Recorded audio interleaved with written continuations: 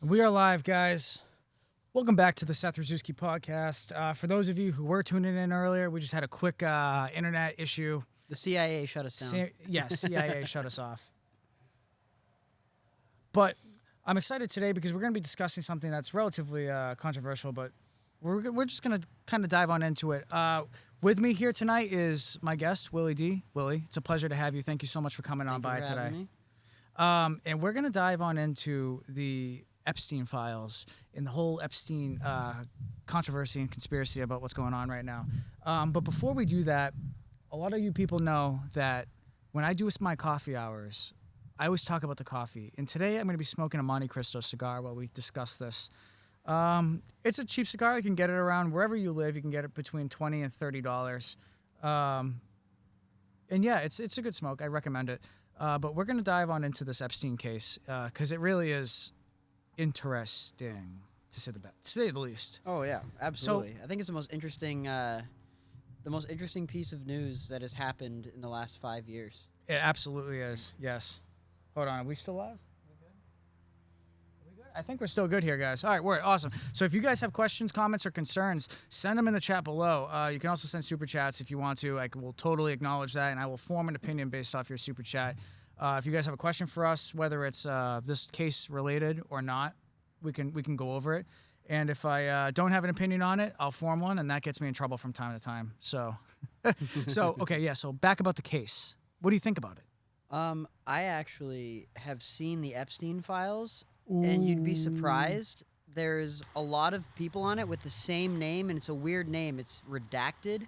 It's a very strange name. I've never heard it before, but there's a lot of them on there.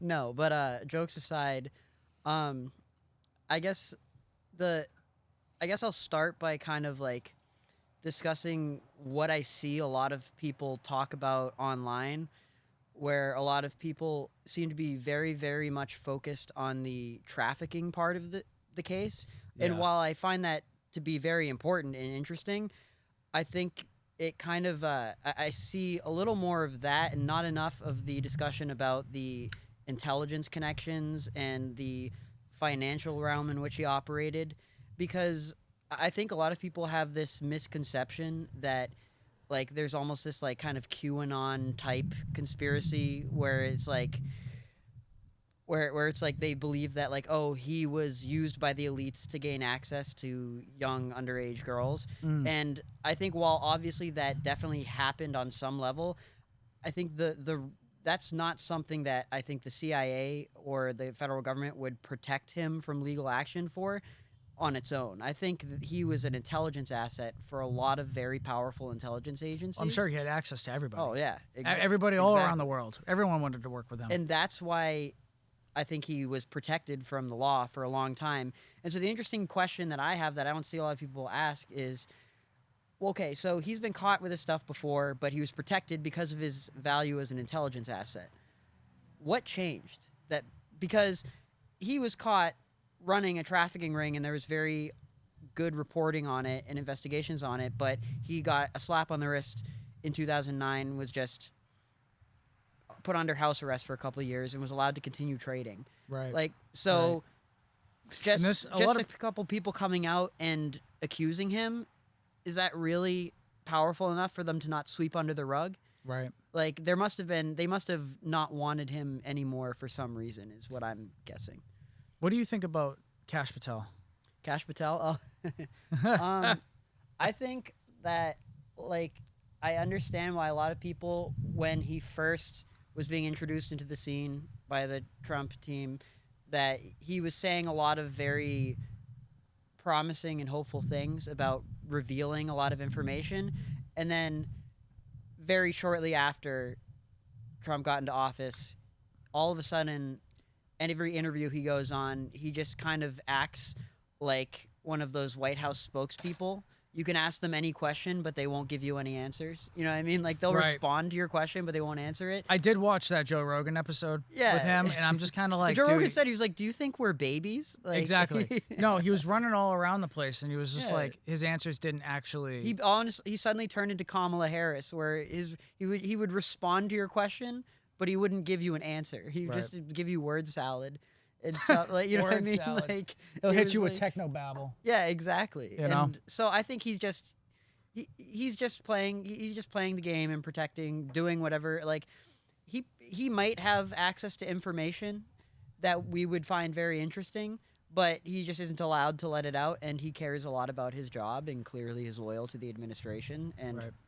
the administration clearly does not care. I think the Trump administration really shot itself in the foot when Trump went all off about like appealing to his supporters who were very interested in the Epstein stuff, and then he's in office and all of a sudden he's like, why are we still talking about this? That stuff has shoot, sorry. No, you're good. He's like, oh, that's old news. Like what is like, and now all of a sudden, like I think he felt this air of indestructibleness in the face of his fans. I think if anything is going to turn people who have been part of his base for a long time against him, it's his refusal to introduce this stuff. And a lot of people say like, oh, it's because he's in the Epstein files. It's like there's so many people who were involved with Epstein in some capacity. Because I'm sure he had a relationship with him in some I'm way. sure. I mean, there was Whether many, or not many it photos. was the trafficking stuff, who knows? That's the problem. It's like There's no what actu- exactly is Yeah. the connection? We know there is a connection.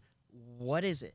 Right. Like and it seems really suspicious the more he tries to brush it off and like misdirect and be like, hey, let's not talk about A it. lot of people say that the files are it's like one document, but they don't actually not how it they don't works. understand that it's a collection of material. That's not how a criminal enterprise works. They're not like paid off this guy this date for this criminal activity. That's not how Right. they don't. They don't have business cards that say Crime Incorporated. Yeah, You know, you request, we supply, or something like that. They Yeah. don't actually have that. It's a collection of documents, and you kind of have to piece it together. Yeah, you have to based off investigate it. based off different, I guess maybe photographs or video surveillance or whatever was done, witness testimony, all that type of Yeah. stuff. It's a collection of evidence, and a lot It's of a people. complex web.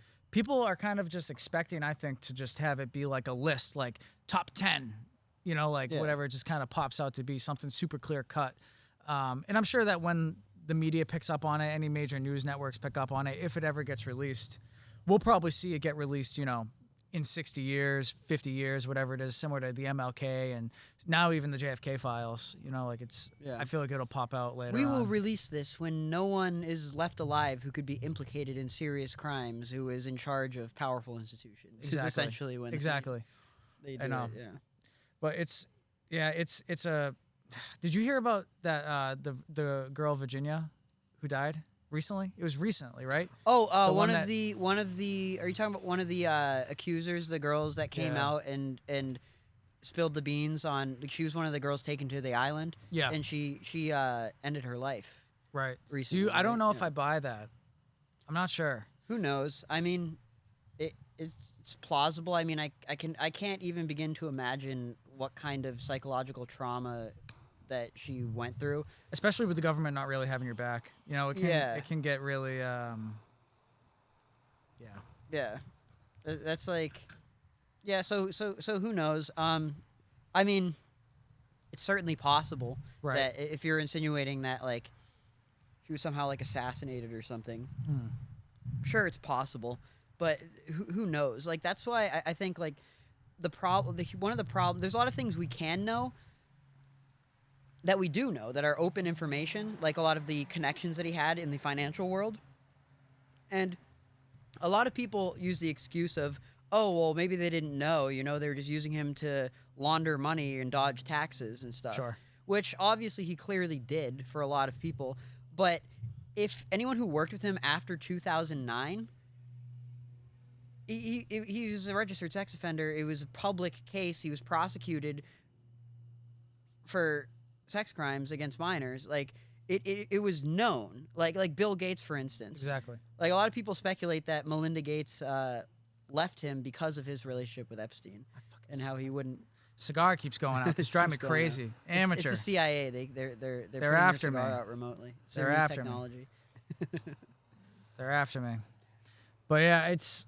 I just Yeah. hate how we have to speculate. Like, there's a lot of things that we can know, but the thing is, like, a lot of people, I don't like the idea of people saying, like, oh, it's done, it's over. It's like, I won't ever truly be satisfied or feel any kind of closure until I see people going to prison. Sure. Like it's And if they do go to prison, it'll be a very light sentence. I mean, Elaine of Maxwell course. just got sentenced to, or shifted to a very minimal security prison. yeah. You know what's funny? She's doing like gymnastics in there. You know what's funny about that? that? They sent her to prison, and she's actually making a good point.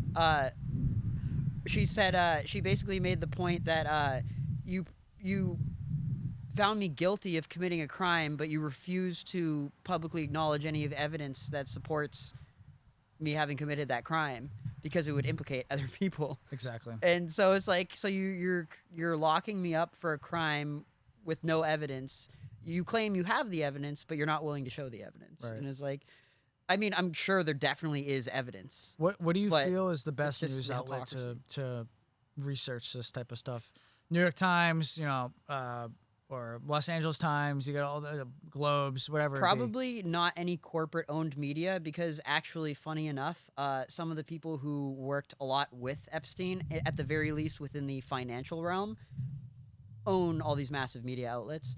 Now, obviously, the way that if they're running like some sort of psyop protectionism against it, they're going to be really smart. They're not going to not talk about it, Right. but they're going to only talk about what's approved and what's not. But if you want to understand, like, basically what I'm going to be doing here, if you want an even more in-depth, like, year by year tracking of Epstein's life from when he first came onto the scene to his death, listen to if you know the Flagrant podcast.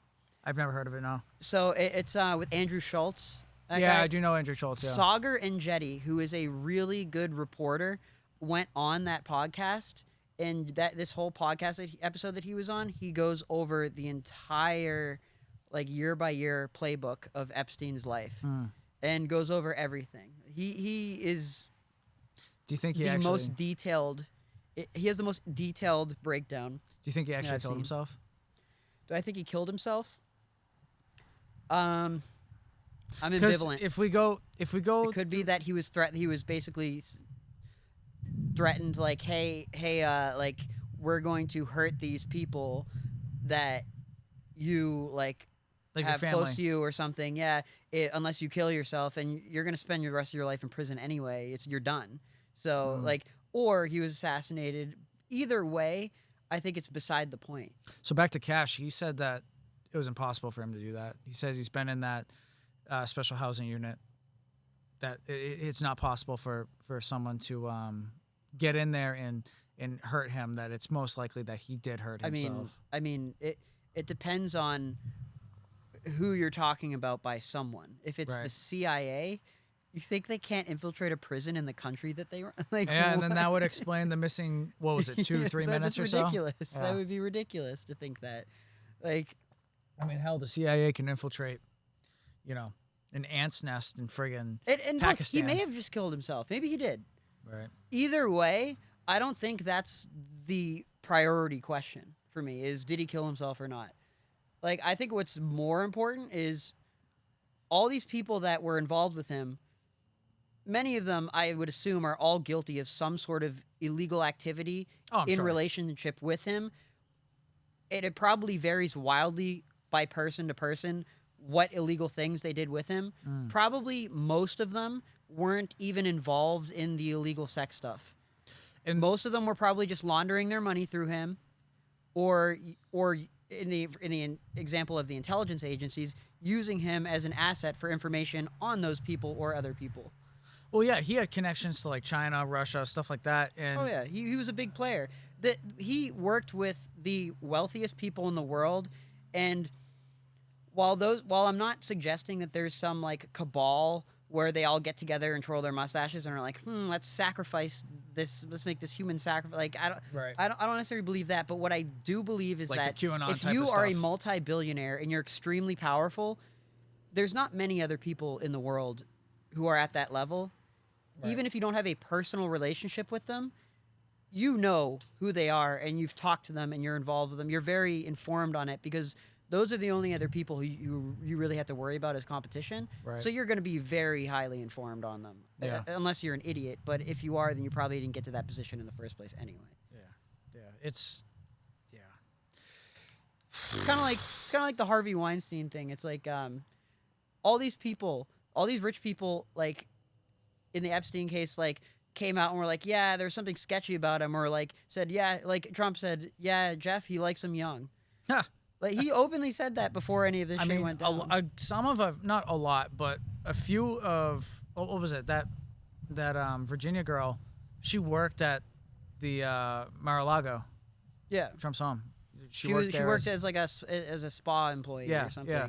And then Epstein kind of picked her up that way, and it was just like the whole thing like worked out was very strange within itself and aloof and stuff like that. You know, it's just like when you're in, a lot of people don't understand that when you're in some form of crime over 20, 30 years, that the FBI has so much info that they have to like process and like see like what ties to what. And it's just do you honestly think that these files are ever going to get released? I really hope so. I don't, but I doubt it. I think it would require an insanely I don't think anyone powerful act of vigilantism, like some WikiLeaks level kind of stuff. Right. And I don't even think anyone then, has, I doubt that that's even possible. I don't think anyone has the political capital to do this.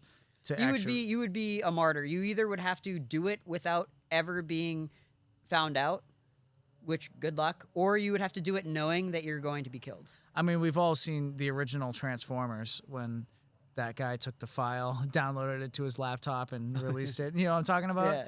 Yeah. He gets SWAT got thrown right into his house. I mean, I actually don't think that it'll ever get released. And if it does, it'll be released in stages similar to JFK, MLK. And even files. if it doesn't, I still think that we shouldn't forget about, like, if my hope, like I would wish that anytime there's any public government forum, every single question, like there should be no one there asking questions about anything but Epstein. Like even to the point that they get frustrated and leave, like to the point that they're so harassed by the public about this that they literally have to do at least something. Like and we're seeing that that's at least working somewhat. Like if we hadn't harassed the hell out of the Trump administration, like and continuously, repeatedly over an extended period of time, we wouldn't have gotten this new layer of information released. Now, are they going to release like enough stuff to the stuff that will directly incriminate powerful people? Probably not, but we could get closer and closer to that to some degree. Let's get as close to getting everything as possible. What do you think justice looks like? What do you mean? What I think? Like, well, I mean, obviously he's dead like now. what would be justice? Good justice that would bring closure? Yeah, I guess. I mean, that's not really. I don't really know if that's a question for you. I mean, ideally or like realistically. Right now, like, what do you think the proper justice is? Because obviously he's dead. Yeah, some he's of the dead, victims, dead men tell no tales. Some of the victims are actually dead now. Do you think it's a acknowledgement because the government really isn't really acknowledging what happened to these victims? I mean, okay, so ideally, there would be full transparency, and every single person involved would be prosecuted for the crimes that they committed. That's a fairy tale dream. Right. We live in reality. The world is not a perfect place like that. So I guess the best thing would be to, I don't know, establish some kind of binding law that regulates the CIA and intelligence agencies more in terms of what kinds of crimes they're allowed to overlook for the sake of having an asset and what kinds of crimes they're not allowed to. But even then it's hard because the CIA isn't really regulated like that. So like you just have to take their word for it. Right. You know what I mean? So it's kind of complicated. Yeah, and like something that I've seen a lot of recently is that a lot of people are kind of like criticizing the current administration because the files, they feel like they're like gatekeeping the files. But a lot of people don't really understand that it's like it doesn't matter the administration, any administration. It's in the they're all implicated to some degree. It's the judges. Yeah. It's people that aren't really involved with the administration. And isn't it right now, I forget the judge's name, but isn't it an Obama appointed judge that's gatekeeping the files at this point? I can't remember. Something like that. We could look it up. What's hang on, let me look it up. Who is? If you guys are watching this right now, feel free to drop a comment. If you guys want us to discuss something, go for it right now. It's totally free. If you want a super chat, we'd appreciate it very, very much. It helps keep the show running. But right now, feel free to drop a super chat if you guys are getting any form of value from this podcast. Or this is just two guys talking, sitting outside on the porch after a nice evening dinner. This isn't really an official podcast. This is just us talking. You know, Willy D was coming over just to kind of hang out with us, and you know, we figured, you know, might as well just throw the cameras on and kind of talk about chat, see what's going on. You know, so if you guys are getting any form of value, want to say hi, say hello, let me know who's in the chat right now. Say hi. What's going on, guys? Last evening, a couple weeks ago, I did a coffee hour and I had a bunch of you guys on in here. So if you guys are back returning from the coffee hour, make sure you tell me right now. Drop a coffee logo or some type of emoji, a coffee cup or something right now. If you guys were in the last coffee hour live, let me know. Did you come up with anything? You were right. It was a Obama-appointed judge, Judge Robin Rosenberg.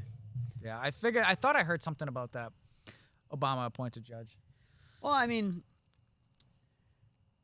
here's the thing. Like, this is like beyond Presidencies. a partisan thing. Like, this isn't even partisan. Like, And, people trying to make this partisan are missing the magnitude of this. This Right. is not, oh, this party is corrupt because of this or that party's corrupt. No, like, this is everyone. everybody. Everybody. Like, yeah. And yeah, it's a lot of people in like the deep government that don't ever change. You know, I don't really actually think a lot of the 4-year elected. Oh yeah, the CIA is going to be the CIA regardless of who's president. I don't think that a lot of the elected officials right now are actually partaking in gatekeeping. I think it's more the deep government, the government that doesn't change. You know, Yeah. the people that sit in office, sit in a specific position for 20, 30 years, 10 years, whatever it be. You know? And here's the thing. I'm kind of like caught in a rock and a hard place with that, because part of what makes our government so stable isn't our changing of administrations. It's the institutions that last throughout administrations. So there's a lot of benefit to that adds stability to us as a country. Well, like, you need if it we lost the CIA, we would be sitting ducks on the international stage. Let's be real. But we like, also can't trust them. No. No. The CIA has a very, very sketchy past. Yeah. You know, I mean, look at the lengths that they went to assassinate Castro. They went to so many lengths. Speaking of cigar night, they put a bomb in his cigar to try to Speaking of blow his. cigar night. They tried to blow his face off. You know, like, they went to outlandish Wait, didn't they? lengths. I think I don't know if this is right, but I think I remember reading something about how a huge motivating factor for making Cuban cigars illegal was just pure spite, U.S. government sure. spite against the Castro sure. administration. I'm sure. Oh, 100%. I mean, let's be real here. As much as I want particular positions to change, CIA, FBI, all that type of stuff, to change every so often, you can't really have any of those like deep changing, because how is a company It's not something you're doing in a year or two. It's something that happens over multiple generations. Yeah, It like, would have to be a concerted effort that I've never seen unless there's like a massive crisis. if you're looking to go into business, how can you make a long-term bet with the United States if you know that the entire political, you know, the whole political economy just changes in 4 years. Every 4 years, it just changes completely. How can you make a long-term bet if you're a business going into it? So you can't. It stays put, and I think that the face. Well, that's why you think billionaires are making individual bets all at a time? No, they're making all sorts of bets. Oh, I'm sure. All over the place. Oh, I'm sure. Their personal stock portfolio is essentially like a prestigious index fund. They're invested in so many things that they can take a massive hit in one or two other things, and they're so fine. Yeah. It's funny. I was talking to 7 years ago. I'd say 7 years ago. I was talking to a guy. I was working at a restaurant, and I was waiting on him. He's like, I've been looking forward to this meal. Like, I like this meal. And I knew he was a pretty wealthy guy, right? And he said something to me that really kind of just shocked me. And I was like, how? He's like, I took a $3 million loss today in my stocks. I'm like, bro, you took a $3 million loss and you're just still walking around? Like, I couldn't even leave the house if I lost $3 million. I don't have $3 million, but if I did, These people, it's unbelievable to me. And when he said that to me, they're on another level. something like they're on Mount switched- Olympus. something like switched in my brain. I was like, bro, how? Like how yeah. It's kind of crazy to me. It's hard to imagine. Yeah. It's hard to imagine being at the point that losing $3 million is like aw shucks. It's like, all right, it's a Thursday, whatever. Just a Thursday. I'll have it back I've by never Sunday. even had $3 million. I've never. If you take all the money I've ever made in my life so far, and I'm pretty young, like, but it's not $3 million. No. It's not even $1 million.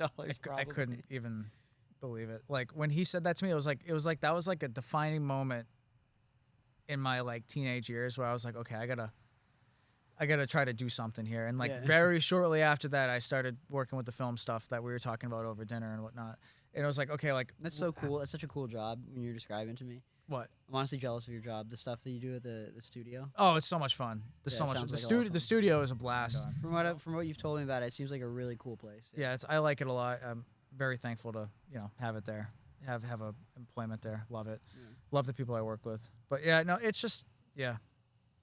But you talked about I remember over dinner you wanted to talk a little bit about how the political climate right now is kind of getting a little out of hand, fighting back and forth.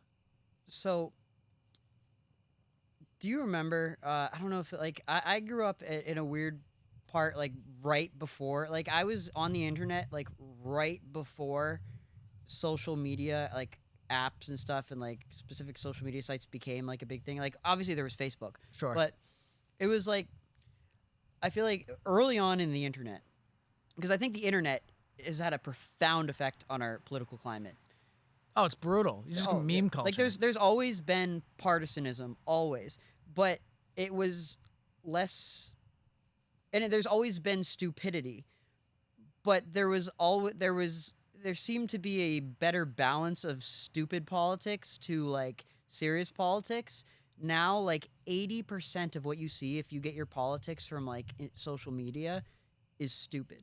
Like so much of it is what someone who grew up before Facebook and was on like 4chan boards or like Reddit boards, there was a rule it was called the number one rule of the internet: don't feed the trolls. Exactly. And back then it was like people who were trolling weren't necessarily doing it for money or to like become a political figure.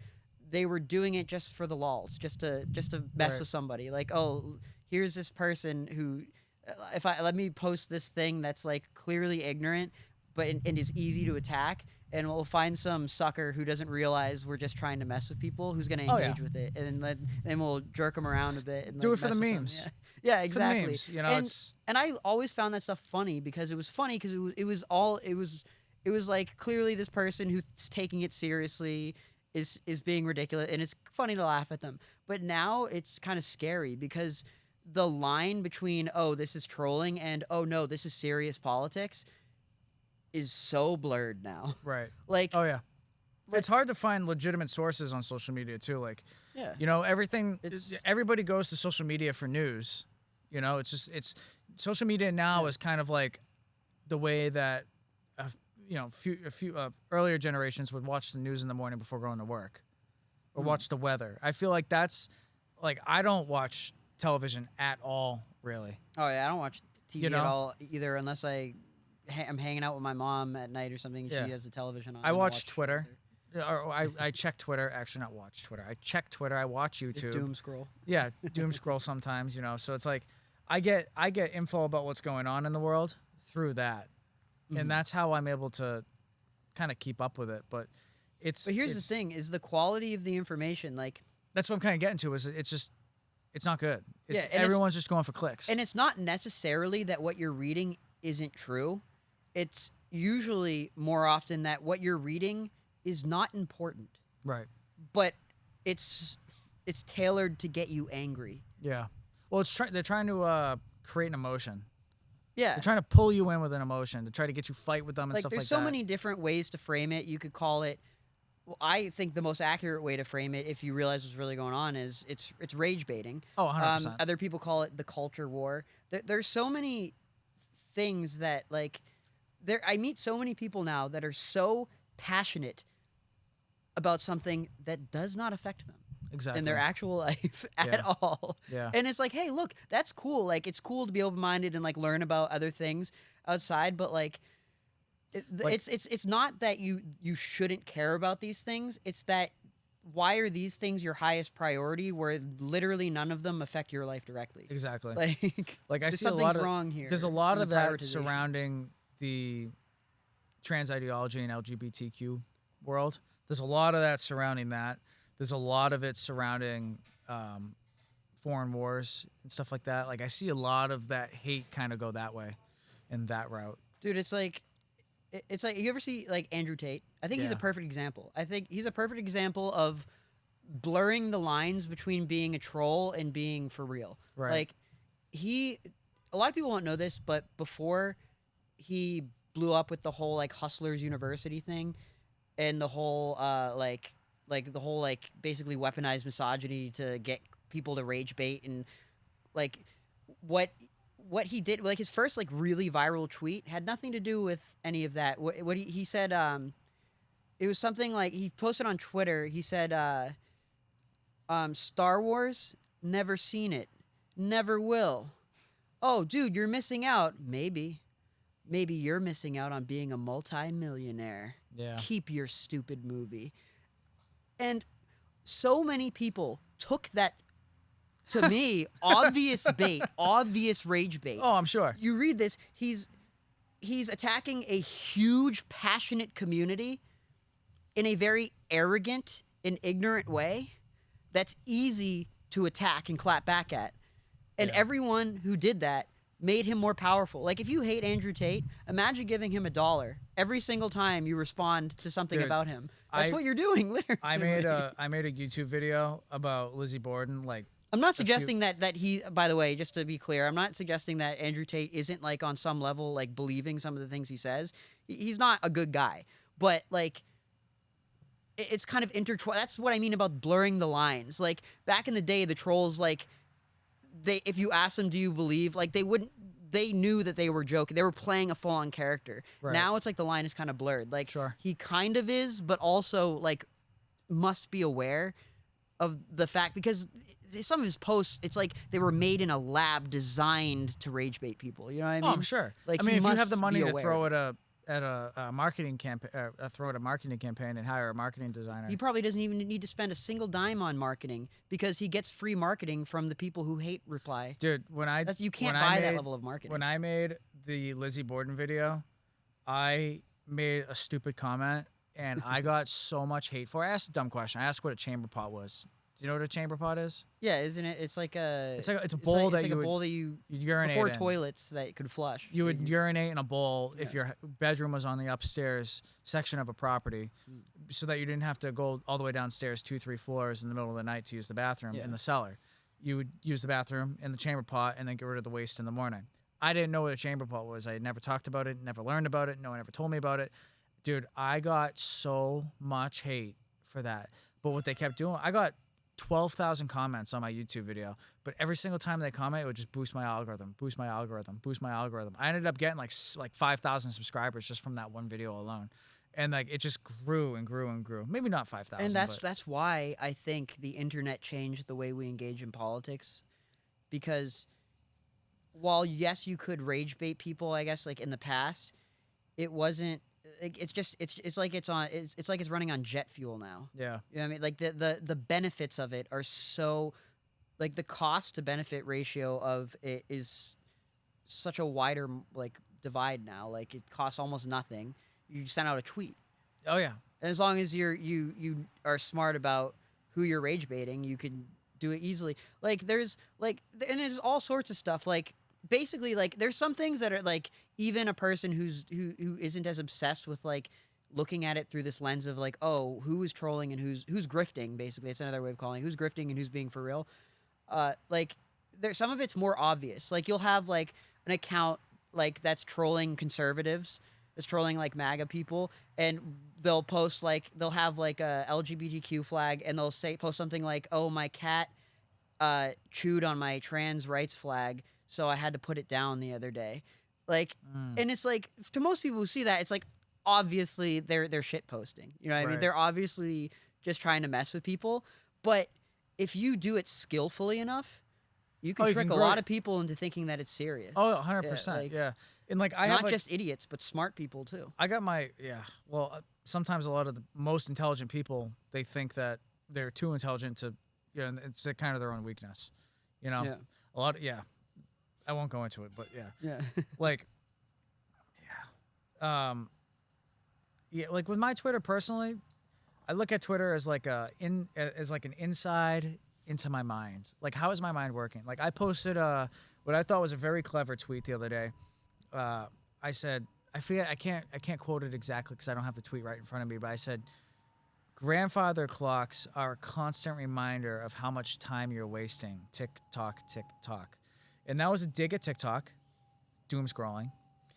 And that was a dig at most people because most people just let their grandfather clocks run out. They stop chiming. But grandfather clocks, the funny thing about them is that they chime on mine, they chime every quarter hour. So on the 15, on the 30, on the 45, and on the hour, and they chime. So you're constantly getting a reminder that 15 minutes has gone by. And after a couple of, days of it chiming, you're like, oh wow, like look at how much time is actually going by, and you don't really realize it. So it's like with Maybe my I need to tweets, get one of those. I'm like, how can I make how I'm thinking appear online? So like a lot of my tweets are like that, If I get angry, I try to find either some form of a quote or something to really grab everything that I'm thinking, and that's what I use Twitter for specifically. And then Instagram and YouTube are obviously my outlets for my show and stuff like that. Instagram is more just like hey, we just filmed this, go check it out, link in the bio. And YouTube I is generally actually prefer Instagram because it's you prefer Instagram? I mean, also it's the thing I'm most experienced with. I love Instagram. I feel the like best. Facebook's I'm too many afraid. ads. I'm afraid to get. So I've already like found it harder to sit down and watch a whole movie. I don't want to shorten my attention span even more than I already have. I Right. guess this is the thing, and I feel like TikTok is like notorious for being the most attention span. Like they call it TikTok brain. Yeah. Like people are like, oh, this is boring. It's too long. It's like, oh, TikTok brain in the chat. Like that. No, it's very true. Like because you're short. I was talking about it with someone that I had on my show earlier today. Most of you guys will know him. His name was Rich. I had him on my show, and he was asking about TikTok and the way it worked. He's a bit older, so he's never used the software, so he didn't really understand how it worked and whatever. And I was explaining to him, and I was like, if you get this app, prepare to spend an hour scrolling it. It's designed to suck you in, Oh yeah. Every single app is designed. Everything's competing for your attention. It's crazy. Everything's competing for your attention, and it's just. It used to be that the point of a product was to get attention. Now it's the other way around. Attention is the point of the product. Yeah. It's like if you think about like how short term much shorter content has become over time. Oh my God. And now that in terms of social media, like in terms of video things, there's obviously and it also depends on what you're doing. If you're sitting down at your house, it's easier to sit down and not do anything if you're watching a bunch of short-term content. Typically, I see that a lot of long-form content benefits from people who commute a lot. Right. Because you're already stuck there, so you're like, and you can't constantly scroll through things, so you want something you just put on and let it run, and that will last you. I personally prefer long. I don't really find myself scrolling all that much. I find myself watching long format content because I don't like to just sit down and do nothing. So what I do is I just throw an AirPod in, walk around the house, do some dishes, clean, mop, do whatever it is. I like to be productive, so I always listen to different podcast shows and whatnot, informative videos, anything really. But I it's listen always to podcasts when I work. As long as I'm doing work that doesn't require me to interact with another person, right. I'll just put an headphone in, throw on a podcast, either that or listen to music. Where do you get your news or your podcasts? Like, what do you like? What do you subscribe to? A variety of places. It depends on what kind of news I'm looking for. If I'm looking for like kind of more like domestic political news, there's a couple of news sources. I guess one of my most watched would be for like domestic political news would be YouTube news channel called Breaking Points. Okay. In fact, the guy who I told you about, who is I think does the most in-depth breakdown of Epstein. Yeah. He's one of the hosts on that channel, really? Cigar and Jetty. Yeah, he's brilliant. He's very detailed, and he is a good presenter. When I was doing the research for Epstein, because I knew that we were going to touch on it today a little bit. When I was doing the research for Epstein, it's like I felt like every single video had its own agenda. You know? well, like, who was backing these particular videos? what I see a lot is that like people who are like very partisan minded on the left will use it as a dig on Trump, and the people on the right will like use it as a dig on like the Democratic Party, like Hillary and Bill Clinton and all that, and like it's like I'm just like guys, it's all of them. Right. This is, if ever there was a time to unite on at least something, it's this. It's everybody. Yeah, it's this. It's everyone. We kind of talked about it earlier, but I truly believe that it'll finally get released in 40, 50 years when everyone's out of office. I think you're probably right about that. Yeah, I just don't. I think it's another MLK. I think it's another. Assuming that there's a resurgence of public interest in it. Sure. If not, I'm sure they would gladly just be like, oh, I mean, there's no reason. Let's just keep it. Yeah. They're not gonna release it if there's no compelling reason to. Exactly. Yeah. Do you follow like the MLK JFK stuff at all? I'm familiar with it, but I'm not. You probably know more about it than me. If I'm not like actively following it. Right. Yeah. No, that's a whole nother. I suggest check it out if you're ever bored one day. Just kind of check out like how the JFK like assassination worked. Like it was so crazy. Like the breakdown, like the arrest and stuff like that of Lee Harvey Oswald, who was the assassin. Allegedly, no. Well, yeah. Well, I mean, when he got arrested and captured, the police officers brought him out after a few hours or so to transport him to a different facility. And the news was there and the media was there. And they asked him, they said, what do you have to say about this? And they said, and he responded back a couple of things, but then at the very end he goes, I didn't shoot him, I'm a patsy. And then a few days later he got shot and killed, dead. It's a truly amazing thing. Yeah, it's sketchy, man. Oh, we have Rich in here. Rich, what's going on? How we doing? Yeah, it is getting dark. I know. Hopefully you guys can see what's going on. Rich is someone that we just had on the show past couple of weeks. He's the author? The author, yeah. We just filmed a part 3 of a Lizzie Borden episode. Rich, he didn't know who Lizzie Borden was. He didn't know who he was. When you mentioned that it was the axe murderer. Yeah, the axe potential. Murderer, yeah. Potential. I've heard something about that. I just didn't know the name. Yeah. Right. Yeah, no, it's a weird case, because it's like people just we'd be here for an hour and a half for me to describe the whole thing for you, but yeah, no, it's wild. Time. Yeah. Check it out. The video will be out tomorrow. And tomorrow's actually the 133rd anniversary of the crime. It happened in the late 1800s. Oh, wow. So definitely check it out. But that must be wild, investigating a crime from back, a cold case. Well, was it a cold case, or she got convicted, right? No, she got found not guilty. Oh, okay. Yeah. She was so acquitted. I guess that's not necessarily a cold. Well, then it is technically a cold case. They didn't find who did it, right? No, they don't. It's technically a cold case. That's wild. I have my theory. I tend to agree with Rich on this. Uncle. So we'll break it down. Bunch of family members, Abby and Andrew Borden, parents. You got Lizzie and her sister, Bridget. Nope, not Bridget. Emma. And then you have a domestic servant who was basically like a housemaid, Emma. Nope. Bridget. There we go. Sorry, so many people. So many names. And then you had business partner and Lizzie's uncle, Uncle John Morris, who traveled in from some part in the Midwest, Ohio, Indiana, something like that. Someplace out there. And there's a bit of a dispute over business. The next morning, the mother's body was found in the guest bedroom where John Morris was staying. And then a few hours later, the father was found slain on the couch. Lizzie was home.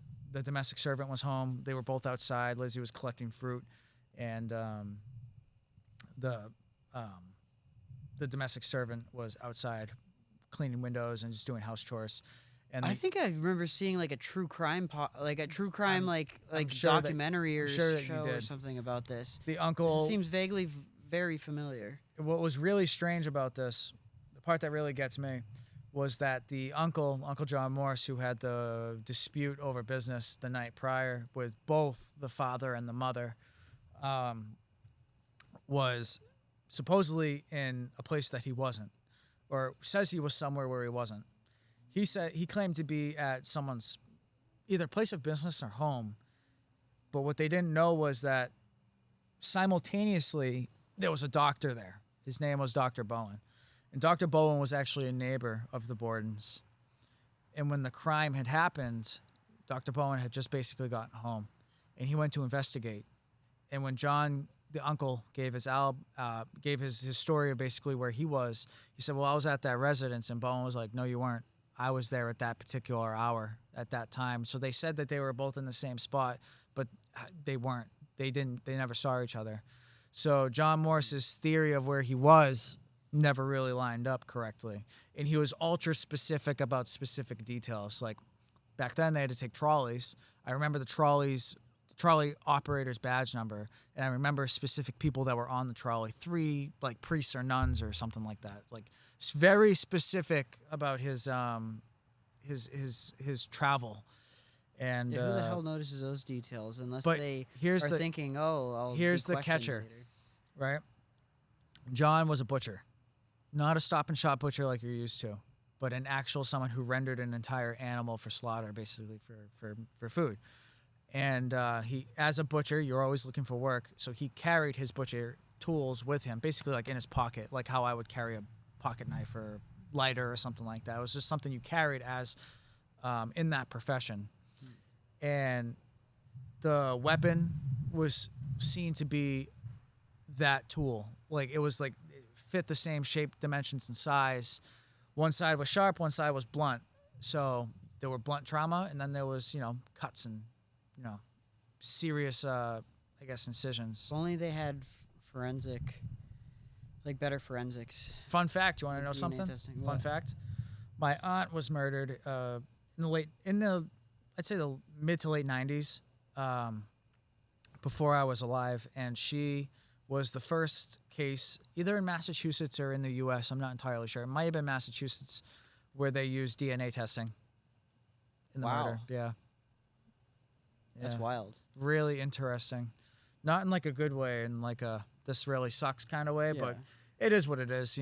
It's been 20-something years, so I feel like I would say I wouldn't call it a fun fact. I call it an interesting. interesting fact. Yeah, it's not a fun fact. It's it's not something that I enjoy to talk about, but I will talk about it if need be. I didn't know my aunt at that particular time. I wasn't born, so how could I have known her? But yeah, no, it's Wow. an interesting fact. Where do you see? I guess. How do I even want to phrase this? Where do you see politics going, as a whole, elections and stuff like that? Do you think that this was just kind of like a one-off thing, where they were like What do you mean, like Trump and Hillary kind of the had Trump like thing? a Oh, okay. an informal debate style.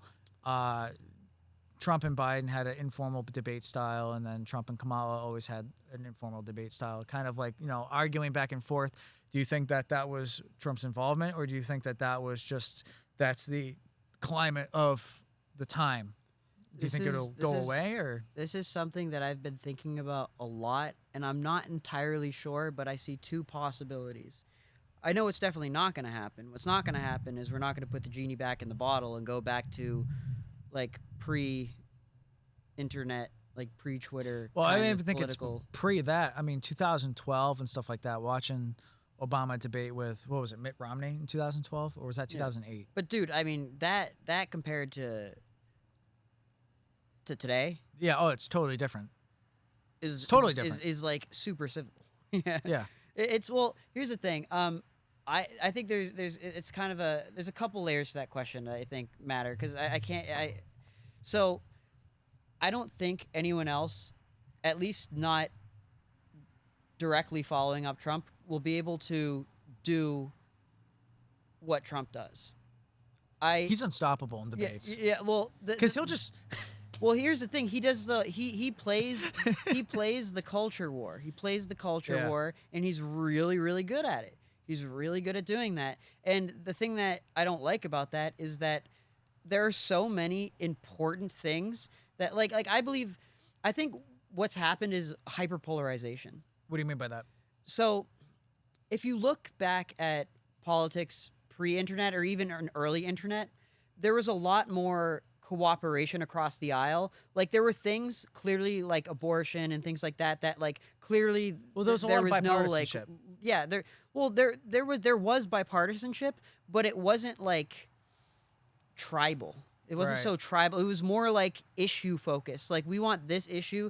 Like for instance, when gay marriage was passed, when that law was passed, the approach was, and I'll give an example of the flaws of both sides because I am not a partisan person. Sure. I clearly have my leanings on certain issues, but like I don't like hyper partisanism where it's like this is my team, like it's like a football team or something. Like, but basically, when gay marriage was passed, a lot of what made that successful is that the civil rights kind of approach that made that successful was okay. There are going to be people who disagree with us, but we need to get a majority if we're going to win. So let's find people who maybe disagree. Let's pick issues and focus on certain issues at a time. So they pick gay marriage. They're like, okay, we're going to focus on getting gay marriage passed. Then we can move on to another thing. So let's build a coalition for getting that passed. And what that does is it allows you to gain a bigger coalition because you can get people who may disagree with you on some of the things. But as long as they agree with you on this thing, then you got them on your team. Right. Now it's like you have to check the boxes on every single issue all perfectly, otherwise you're our enemy. And it's like, okay, well then you're going to have a severe minority in any vote that you ever have, and you're going to lose. Like, yeah, I feel like that's why they flop a lot of the time. Like we live in a democracy. Like there's and I'm not like blaming. Like I think this is like a easy example for me to give, but there's problems with it on the right too. Like for instance on like things like the Epstein stuff, for instance. Like there's a lot of people like in the more conspiracy theory minded right, like in the MAGA group that could get a lot of left wing people on their side as long as they were able to work with them. But it's like it's almost like working with people who disagree with you on anything. It's become like a cult, like culty. It's like it's like I just want things that are good to get done. Exactly. Like look, maybe we can't have every single battle on every single given day all the time. We have to choose each day. We have to choose, okay, this is the battle. And in each battle, if you look at it individually, there are certain people who in other battles would not be your allies, but in this battle could be. And guess what? We live in a democracy, and unless you want to have a civil war and just start being like if we're not able to cooperate with each other on certain things, then why even have a democracy? If we disagree, let's just kill each other. Yeah. Why are we even pretending? I feel very... I feel like I'm very similar in that aspect. Yeah. I vote. I look and I vote on the politician.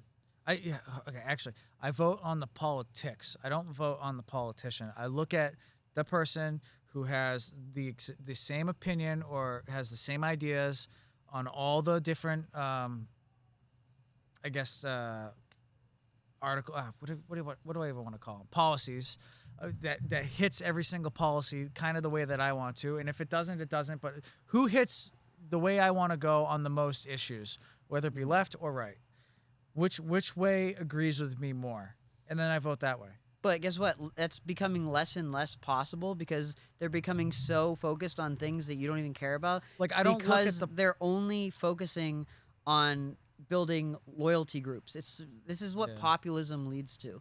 Like I don't look at the politician. Personality. I don't look at the politician. I look at the politics of the politician. Who hits what I want to hit on the most issues?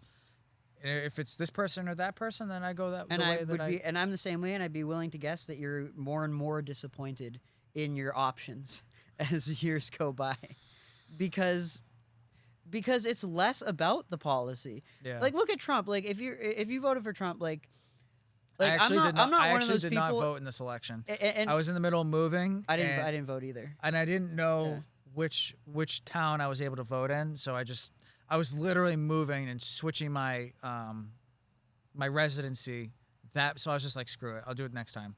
So I technically did not vote in this election, though I have my But opinions and stuff like that. you say like all the things that Trump was saying during his campaign. Say that you were pro those things and you voted for him.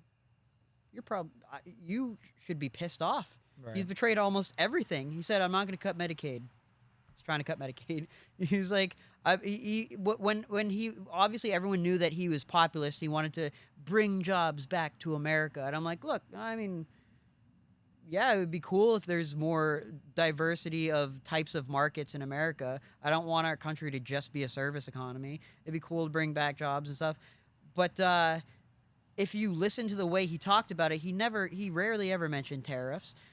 So you would think, oh, he's going to try and entice companies to come back to build, like, make an environment, an economic environment more friendly to those manufacturing companies, bring them back. Instead, he just goes full steam ahead, no F's given, tariff. There's so many people I know. I have friends who voted for Trump, and if I ask them, hey, what do you think about the tariffs? They're like, I'm like, it's the one thing. I'm like, why would he do that? And I'm like, yeah, like, Yeah. And you know why they get away with this shit now? Is Why is that? because it's not, their power is less and less about policy. It's about whose team are you on? Huh? Yeah, it's just about Whose cultural maintaining. team I are feel like you it's on? just maintaining office. Yeah. Really, who's in office? I don't really think it's really about policy. I think it's more who can lobby votes more and produce more of an income. I don't really think it's about policy or serving the American people. I think that we kind of And lost trolls Yeah, are really good at getting engagement. I feel so like they're we- good at doing that. yeah. I feel like we lost a lot of true-hearted politicians around the World War time. We're also going through a really weird political shift. Like, before Obama, like, Obama wasn't even necessarily the start. It may have started like a little bit before that, but it used to be that the coalitions for the Republican Party and for the Democratic Party were very well defined for a long time. It's like you knew if someone was cared about this issue or was in this kind of community, it was like you know who they're voting for. But a lot of that shifted. One of the reasons why the polls were so wrong about Trump is because they were basing their assumptions off of what had been par for the course for the past like 20, 30 years. But that had been shifting. So their metrics were all off because they were measuring things that were mattering so much less now that had mattered for a long time. Like the business community was basically like the Republican Party today is not the Republican Party of during Obama, for instance. No, I don't think so. The business community was kicked out basically. And then the Democratic Party, because they went so hard on their messaging of like, yeah, immigration, who cares? Nah, like so extreme in that direction that the unions went up in the air. And did you notice during Biden's presidential run, or sorry, not Biden's, during the Kamala versus Trump run, look at the comparison of how much Democrats talked about immigration before and versus during that election. They almost never talked about it during that election because the unions were basically up in the air. There was no guarantee who they were going to vote for, and they knew that they needed the unions to win. Yeah. So they were like, okay, let's just like not talk about that anymore because they know the unions. If you're too pro immigration, the unions are going to be like, nah. Exactly. Because they don't like immigration because they want to protect the workers that they already have. And if new workers coming in threatens their power, so they obviously didn't want that. But the political coalitions are shifting, and whenever that happens, things that used to be predictable are no longer predictable until they become predictable. But it's just you predict for a different thing the way it is now. It's going to take a while for us to figure that out. And the thing is, this has happened before. There have been massive shifts in our, look at back during the Civil War. The Democratic Party was the party of the South and slavery. Look at them today. Exactly. Like No, it's totally different, completely different. It's the same party name, but the coalition is not at all the same. Do you think there'll ever be a third party? I- Like a legit, like Elon, like running a third party. but not because of the way that our system works. Like if you have like a parliamentary democracy, you'll have third, fourth, fifth, sixth, seventh. You'll have all sorts of parties. But the way our system works, it makes sense why things would culminate in two opposing parties. Yeah. It just makes sense as to why. Now, I would like there to be a third party option, and there is a third party. Do you think Elon will run? Elon? I hope not. You don't like Elon? I like Elon as a businessman. I think he's a brilliant innovator, but I don't. In politics, he just hopped on the culture war bandwagon. I don't like. I don't. Well, that's kinda my what ideal happens when you sit candidate on- is the person to point out. I don't care if you're left. I don't care if you're right. If you are I like activists, but I don't like people who typically call themselves activists. For instance, Right. it's like the script has flipped. Like, for instance, I believe in activism, but what I believe activism is changing the minds of people who disagree with you. If all you're doing is just amassing an audience of people who already agree with you, you're not an activist. You're an influencer, which is valuable, but it's not the same thing. Right. Like it's like this inability. We're gonna have to this is like polarization is gonna have to calm down to some degree.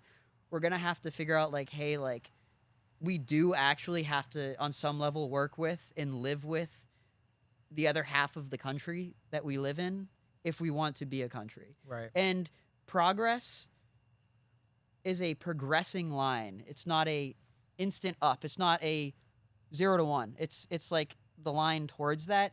You have to pick your battles. You have to work towards a better future. And I don't see the ability to work towards a better future right now because there is no possibility of cooperation. And that's necessary. I think to go back to your question before of how do you think it was like how do I think things are going to change or if it's going to keep getting more polarized?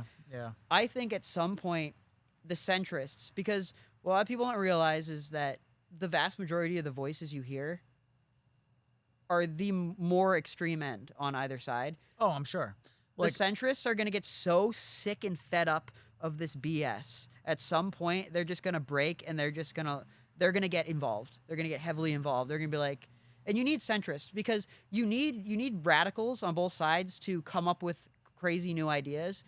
And then you need centrists for them to have to fight over because they have to kind of moderate themselves to get the centrists. Right now, they're not moderating. And they don't have to because the centrists are uninvolved. But the more and more extreme they get, and the more crazy things get, the more centrists are going to feel compelled to have to get involved. And that's going to change the game, I think. How do you feel about the strike on the nuclear facility in Iran and then Iran's retaliatory attack on the American air base? I am not an expert on the Iran nuclear war program, but a guy who I do listen to a lot, his name's Peter Zeihan. I listen to him a lot for Geopolitics, for like international politics and stuff.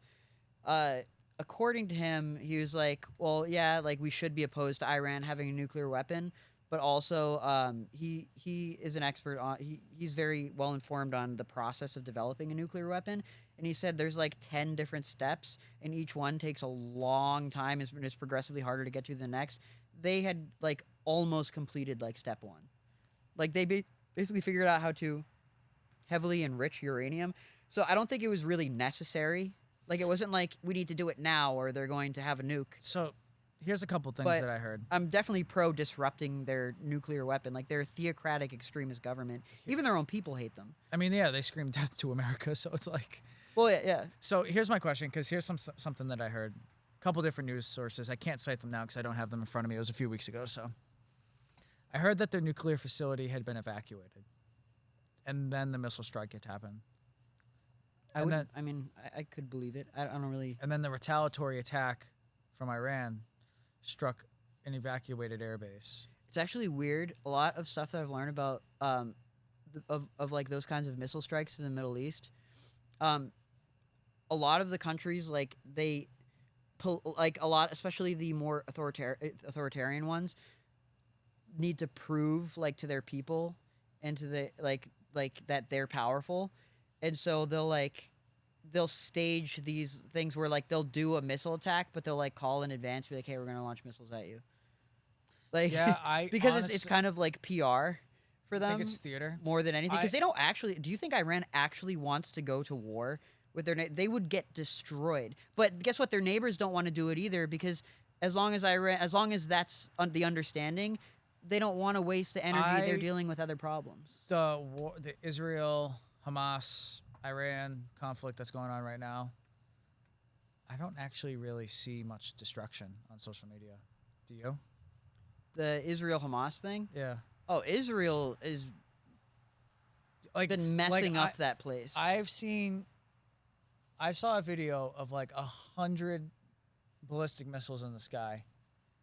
Where's the mass? 100 ballistic missiles in the sky is able to level Tel Aviv. Well, I mean, their Iron Dome probably took out most of them. You think so? Probably, I'd imagine. Do you think Iran and America got on a phone call and was like, "Hey, we're gonna hit your evacuated facility With Trump? Probably not with Trump. You can hit our evacuated airbase, and we'll both look tough for retaliating." I mean, Do you think that happened? it's possible, but I don't know. This is like, now we're in the territory of like, I would just be like guessing off the top of my head. Like, I don't know. I don't have. We're just intel talking. on- We're just talking. Yeah. I'm just throwing This is ideas not around. anything that I have like sources or information on. This would just be me speculating based on my like. Yeah. This is just Best a guess, I guess, chat by yeah. a fire pit with microphones. Yeah. This is just a chat. Yeah, it's I don't know. Maybe part of me has a little more doubt with Trump though, because I feel like Trump is pretty notorious for doing wild things in the international stage without giving people, like even our allies, advance warning. So now I don't know. Now he has an excuse for high oil prices. Well, I mean, Iran, back in the OPEC days, Iran was a major factor in oil prices, but now not so much. Right. Because, and you know what's funny? Something I learned from Peter Zeihan, that guy I was telling you about. America, one of the main reasons why America needs oil is not for its own domestic markets. We produce enough oil here to provide for ourselves. We need to make sure that all of our allies in NATO have oil so that they can always be ready to be a buffer against our enemies on the world stage and have functioning industrial societies.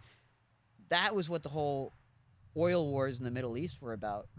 It wasn't because America desperately needed their oil for domestic purposes for our cars and stuff. No, it was because we needed to make sure that our close allies in NATO had an oil plug, Right. like and to make sure that stuff was not disrupted. And what made Iran so provocative and powerful on the world stage then is that they could easily switch off that pipeline. I forget exactly what it was, but basically, to get that oil transported, you had to go past Iran. But that's not true anymore because we have so many other sources, so they're not as important. Yeah. But that's why OPEC was so scary back in the day. What was it? The Barron Strait? Is that what that is right there? That's why OPEC was so scary to Americans back in the day. Right. Or if you talk to like your parent or grandparent, they'll be like, "Oh, OPEC and stuff." It's like, but today, that's not really true. Like, yeah, it could affect oil prices, but it wouldn't make it like, "Oh, we don't have enough oil." But back then, it would be like, "Oh, we don't have enough oil anymore." If they did that, that's why Iran was so scary. That was like their biggest. Gotcha. Yeah, their biggest gotcha card. That was their biggest trump card. Ironic trump card. I can never say that phrase now without thinking of Donald Trump now. He ruined it. No, but yeah, that's that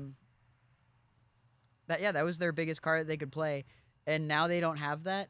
And also, interesting thing about like the Middle East is like, it's not like the entire like what you'd call the Arab world in the Middle East is like all like united together.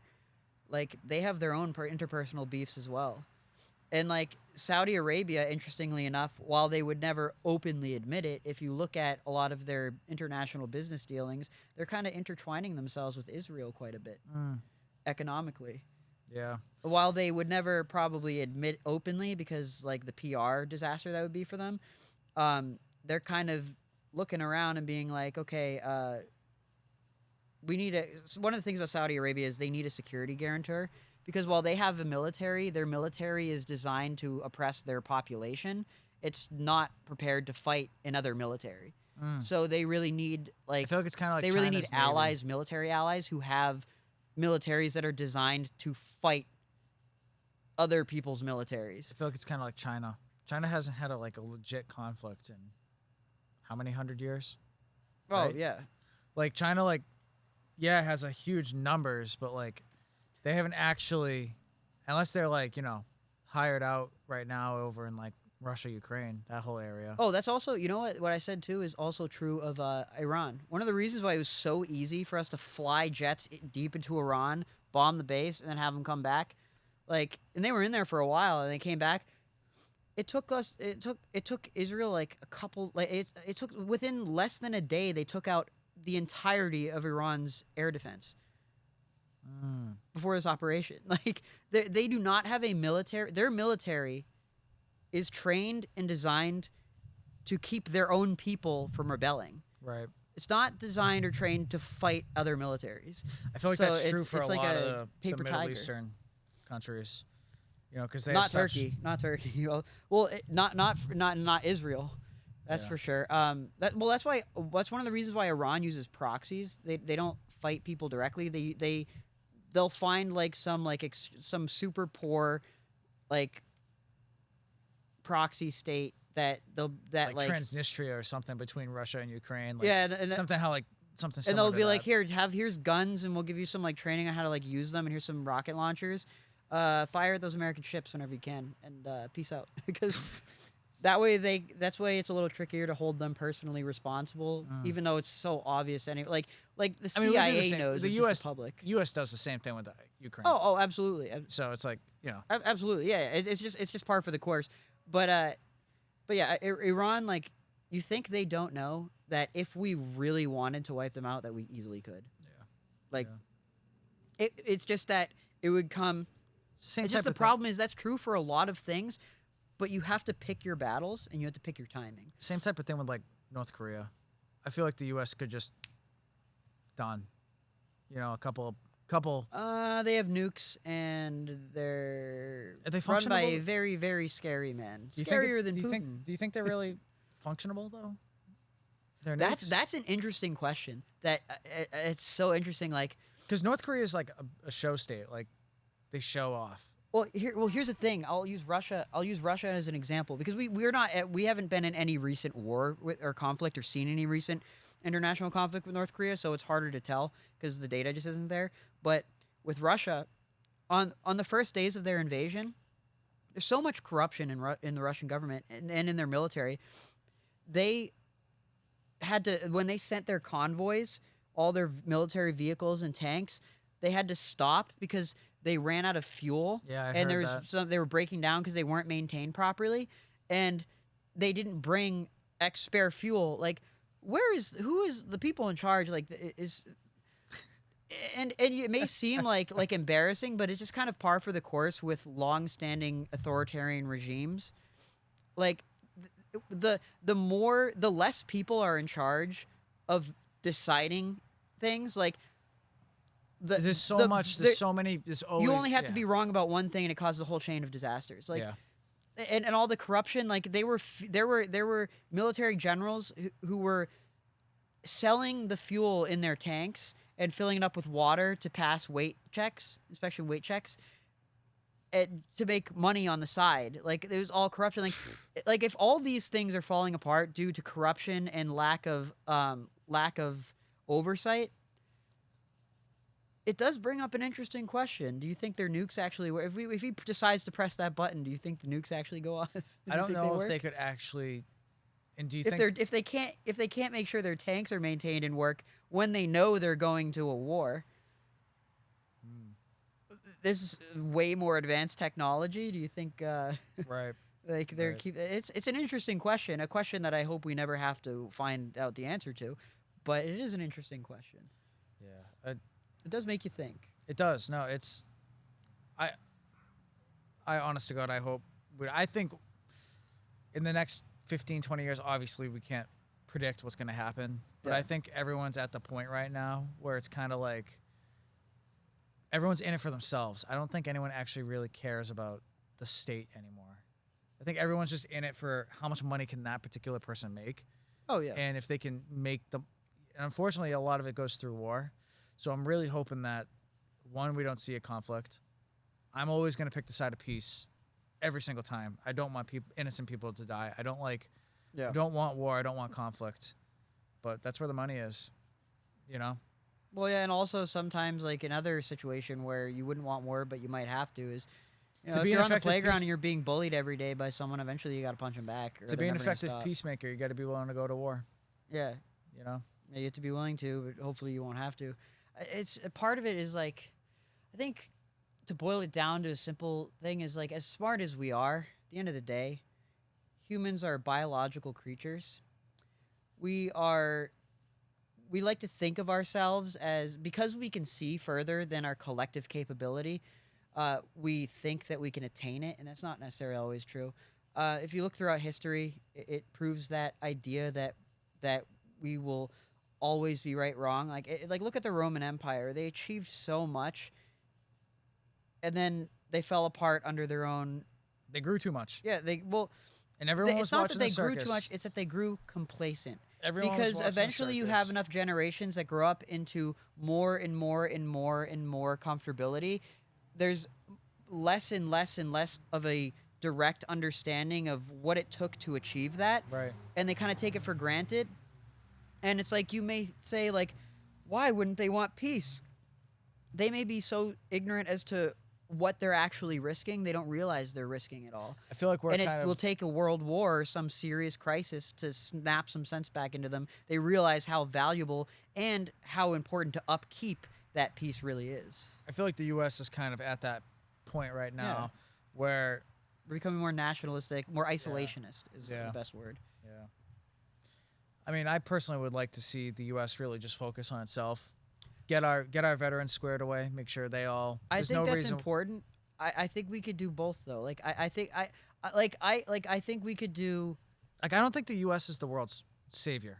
I really don't. I don't think that the U.S. is made to save every single country from all of its own problems. Well, we can't save countries. Countries ultimately have to make decisions of what they want to do themselves. Right. What the U.S. basically did at the end of World War II is just make sure that we're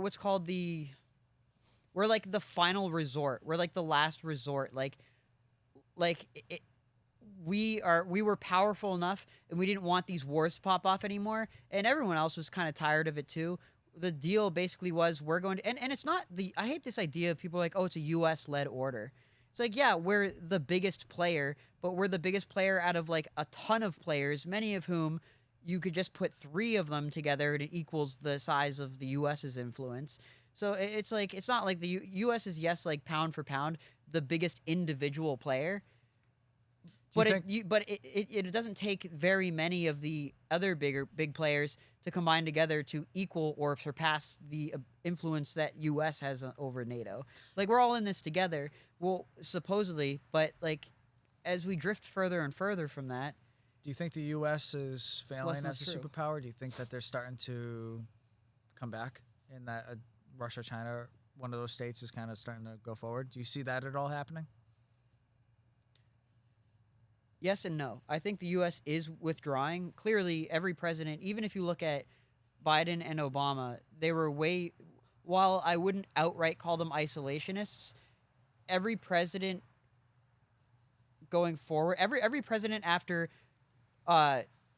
George Bush, not George Bush Jr., George Bush Sr., every president after him has become less and less interested in the conversation of how should the world of like international togetherness. They've become more and more focused on domestic politics, which I think to a degree we needed, because we do need to focus on that, but there should be a balance, and all I see is an oscillation between extremes. And every president since then has been more and more gradually, and then now Trump going full throttle isolationist. Right. And I think that's going to bite us in the ass eventually in Do you ways that we can't quite foresee. But that's the yes part of the question. The no part of the question is Russia and China moving forward. The reason Russia and China, particularly China, people say, oh, look at China's like a massive powerhouse. Yeah, because they participated in the international economy that was propped up by the NATO alliance. Right. And as they become more isolationist, they're going to find that their ability to make money is going to go way down again. And the problem with their expansionism is, if you look at the history of China and Russia, even before industrial age, it's all these different regions that all are different people, because they're empires, really. We call them countries. They're really empires. Right. There's so many different ethnic groups that don't identify with the government that controls their territory. Oh, I'm sure. And the history of these countries is all these different warring factions that eventually get captured and consolidated by one strongman faction that is authoritarian top down. Well, I mean, look at the and then it falls breakdown- apart. The The expansion breakdown much of the falls Soviet apart. Union. The Soviet Union is exactly that. Yeah, You got the it's Baltics, you over got and over. Moldova, Transnistria, Ukraine, Yeah. all that stuff. You know. So I think, to answer your question, the more and more the U.S. backs away, the more and more of those powers will feel emboldened. But it's not going to change the repeat of history that ultimately, if your idea of accruing power as a nation is taking over invading, going to war with other nations, you're just wrong. The math has been proven that having peace and trading with people and building up your GDP and becoming wealthier is just always going to win. It's just the better long-term strategy. How do you feel about the U.S., especially this administration, pulling back and saying, you know, we're going to make America, you know, great again? Do you think that's targeting the U.S. population as a whole, or do you think that's targeting the American oligarchy? I kind of think it's just more. Here's the thing: like, you say, "Make America great again." Like, obviously, you're referring to specifically Trump. Trump, right? But do you think Trump is, with that statement? Do you think he's targeting American people or the American oligarchy, the rich?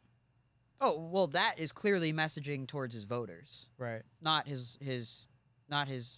donors. Right. Yeah, that's a messaging toward. Trump almost never messages towards his donors. You don't He think so? messages towards his voters, and then he makes a bill that has nothing to do with the policy with the image he sells to his voters, but he makes the bills catered towards his donors. Right. It's the same game. It's a thing. Like, I feel really bad for people who believe in Trump, because I get why you like him. He's selling you something that has never really come to fruition throughout all of politics. He's selling you, I'm here for you. Screw these powerful special interest deep state guys. But there have been people who have done that before, and once they get into power, they just like, The black suits come in. yeah, well, not even that. He becomes the new black suit. It's kind of like, I don't like this idea. I think it's a bad strategy to build a coalition off of a belief in loyalty to a person. Right. Like you said, policy is what matters. That's how I personally vote. Your politicians, your presidential candidates should be disposable. You shouldn't care about them personally. I don't look at. That's like believing the stripper loves you. You know what I mean? Like, It's so funny, dude. I It's was kind of thinking- pathetic. I was thinking It's about that like- today because I know someone that was It's like, that went to a club and it was like, you know, oh, I got her number. Trump cares about and me. Trump doesn't know who you are. Yeah. You know what I mean? Like, I got her number. The stripper said that she likes me, and like, yeah, dude. So crazy, dude. She's different. And look, She's different. And look, I hate the fact that I have to clarify this. It's just because of the polarization world that we live in. I feel the same way about Democratic politicians too. Right. Like I I think everyone's got their issues. Yeah, Well, like like- we said. like I'm not like I'm not like Trump is a Nazi. No, he's I don't think so. And I'm not like, oh, like the woke left. Like those people, like super extreme, like racist right wing people exist, Right. and they're disgusting. Super extreme radical to the point of being like prejudiced in their own way. Left wing people exist, and they're disgusting. But those are not most people. Like I sit down. You just hear those people with megaphones on social media all the the time. loudest ones. And most of them are all, I swear to God, I think they're all grifters. They all on some level. What's a grifter? Someone, well, maybe not grifter. A grifter is someone who supports a cause, but they don't actually believe in it. The real reason why they're doing it is to just gain power and influence from the supporters that they get from supporting that thing. Sure. Like there are a mix of grifters and true believers. Oh, but that's everywhere. The grifters are a-holes and the true believers are insane. You know, like there's no good. That's there. everywhere. Like, you see people, and you see it on Instagram Reels all the time. Why do you believe this? And people can't actually back it up. They don't have an actual reason. I see that a lot with like the feminism stuff like that. Well, it's kind of like, you ever have like a grandmother who like has a picture of the president next to their picture of Jesus in their house, and it's like, that's weird. That's creepy. Yeah. You should not idolize, like, personally a president or any politician. It's funny. Weird. It's funny that's you say really that weird to me. because I just recently did an episode on JFK and researching that whole assassination and the controversy that goes behind it really made me kind of feel for JFK. Like I kind of I felt bad for him because everyone He was the first anti-deep state guy. yeah, because he was going He against also was connected to the mob, but that's different. yeah, and he was going against, in what I feel, the grain. He was kind of going against it. They told him don't do this. He decided to do it anyways. Yeah. And I honestly felt like I wanted to try to find like a You're looking for a messiah figure in the realm of politics. You're not going to find it. no. Take the gains you can get and make sure that the losses that come along with it, which there will be all the time because it's politics, are less than the gains that you get. That's the way I look at it. You're not going to find the messiah figure. If you're looking for some saint who rises and saves us and does always the right thing and is never corrupt, It's never gonna happen. it's not going to happen. You're a Because fool. there's just You're being too- taken for a fool. There's just too many opinions. There's too many people. There's too many different issues. If it was Too many interest groups, too many powers involved. if there was one policy and one politician and then one policy and or two politicians and one policy or one issue, and one person said yes and one person said no, that's not right, then it might actually happen. But there's so many different problems. There's so many different issues. It's such a list. Like I said earlier, that's the way I vote. I don't That's look what at America is, man. I don't look at the It's person. a constant negotiation. Yeah. It's sometimes you got to give some to get some. You get a little bit of what you want. I get a little bit of what I want. And we'll just meet in the middle. Yeah, and we don't, either of us get anything so extreme that like the normies, like the centrists freak out or have, Right. you know what I mean? It's kind of like, it's basically like if you're running a party, like you're going to have the more radical people, and you need them because they're always going to be the most diehard, passionate. But you can't just win with them. Where's the state? You need to get normies What's on gonna, your side, what do and you think's don't gonna want happen? your radicals to scare the shit out of them. What do you think's going to happen with the U.S.? I think we're going to continue to go through this escalation until things kind of like start to settle down, or not necessarily settle down, but we'll adapt.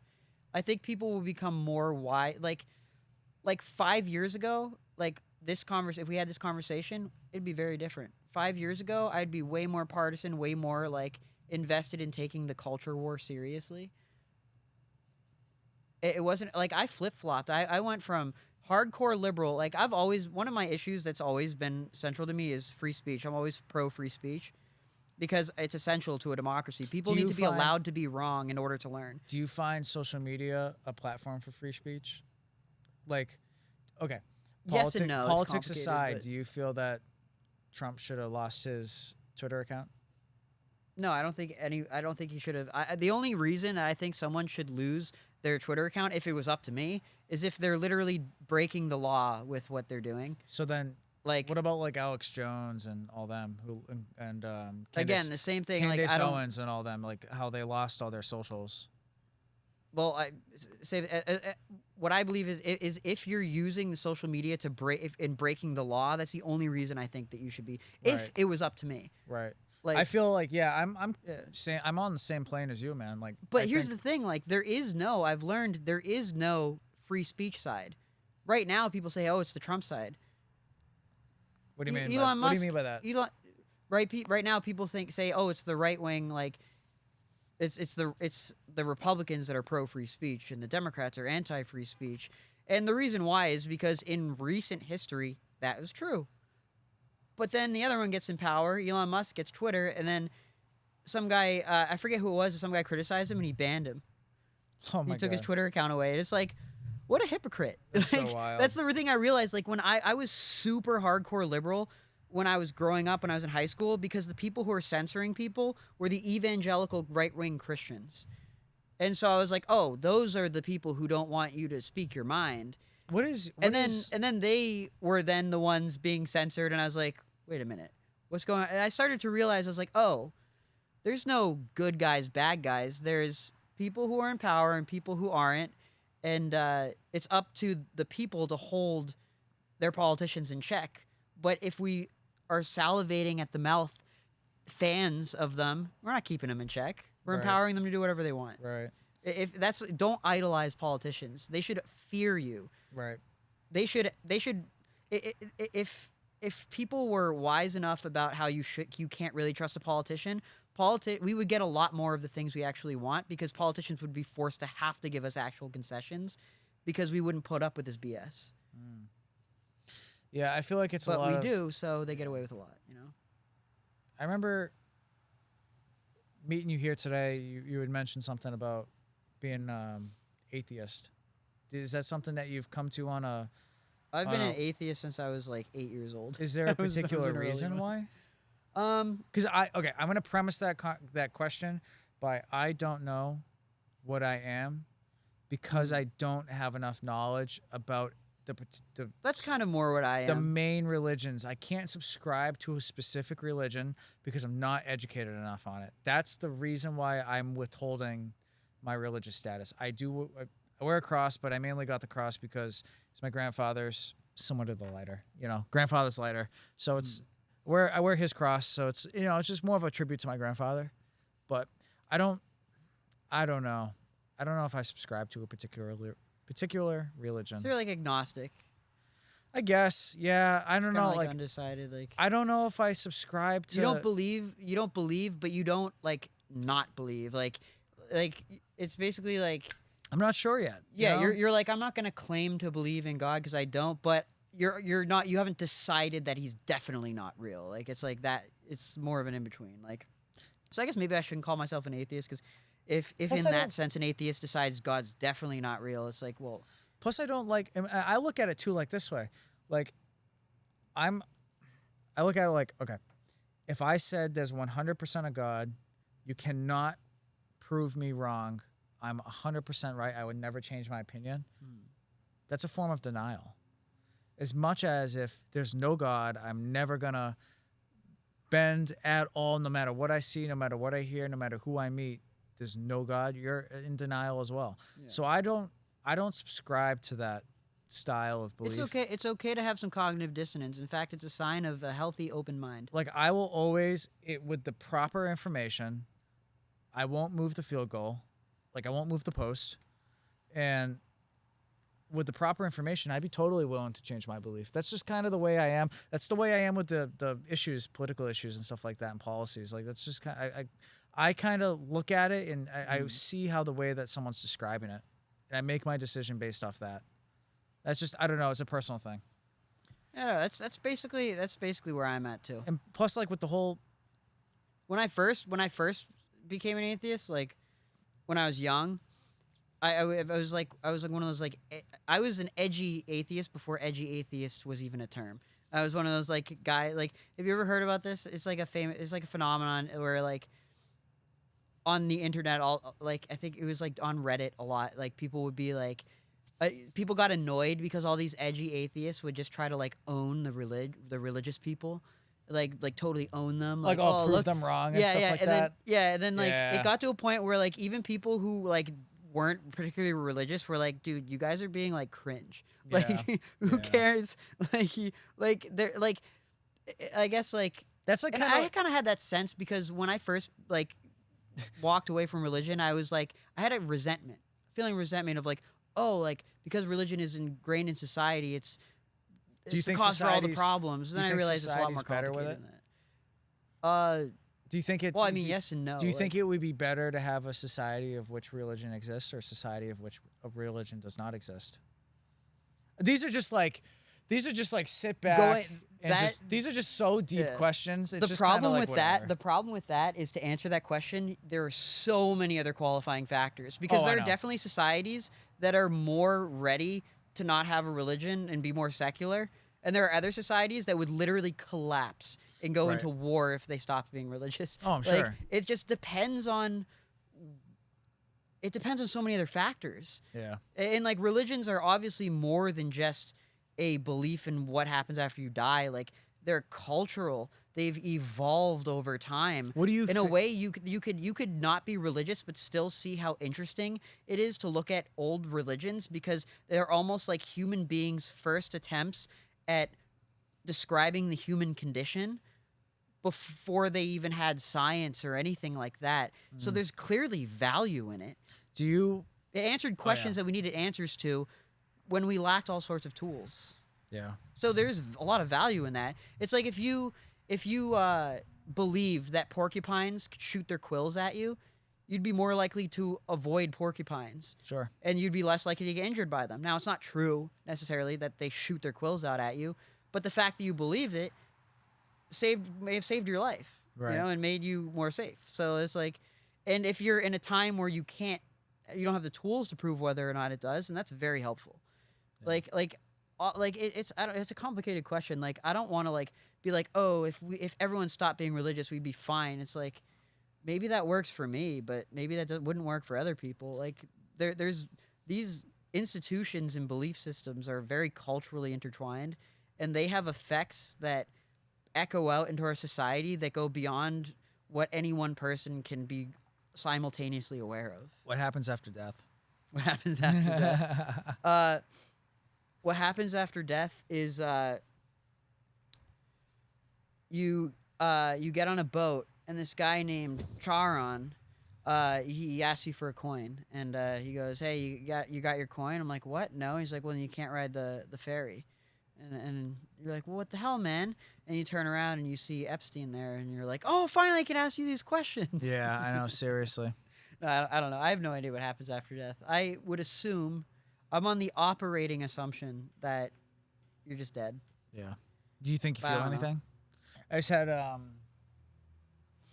yeah, are there any questions? I feel like we've been I just got one question. What cut do I prefer on my cigar? Really, question. I'll smoke really anything. I'm smoking a Padobo right now.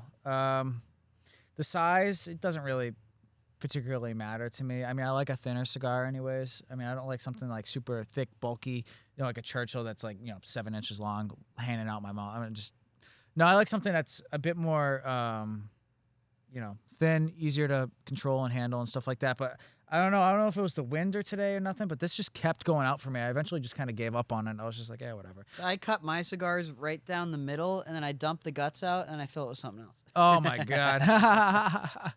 Yeah. What kind of cigars do you like? Now tune in. What cuts do you prefer? And what's a good brand?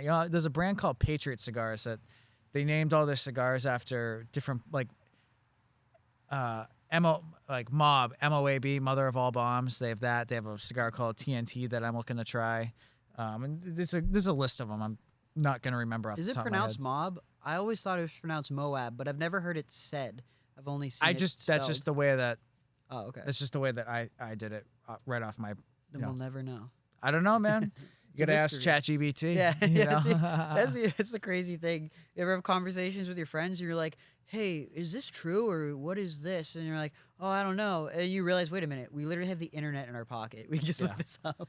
Dude, sometimes I have full-on conversations with ChatGPT. Really? Oh yeah, I remember those one time I was like, for those of you who don't know, I don't really.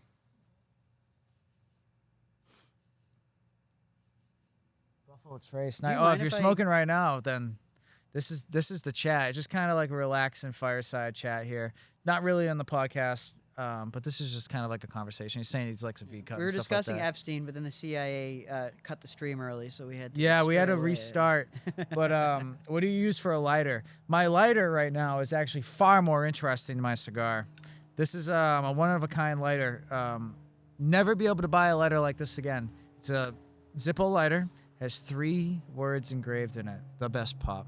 I explained this on the first stream, but then the CIA decided that me talking about Epstein was not going to be. It was so funny. Yeah. As soon as the word Epstein was said, the stream just cut out immediately. I was like, bro, don't even say this right now. Dude, I was convinced that like the people watching are probably assuming that you were trolling them. No, I was. Dude, it just died on me. No, but this lighter was my grandfather's lighter. It was his personal lighter. He smoked his cigarettes and his cigars with it, and some other narcotics. But he's dead now. He's late. So I treasure this. It's one I can never buy again, although it's just a plain Zippo lighter. I do use it. I light my sweet dining room candles with it sometimes. I also use this little butane lighter. This guy has a really nice dining room, by the way. Love it. I walked in. The table was set.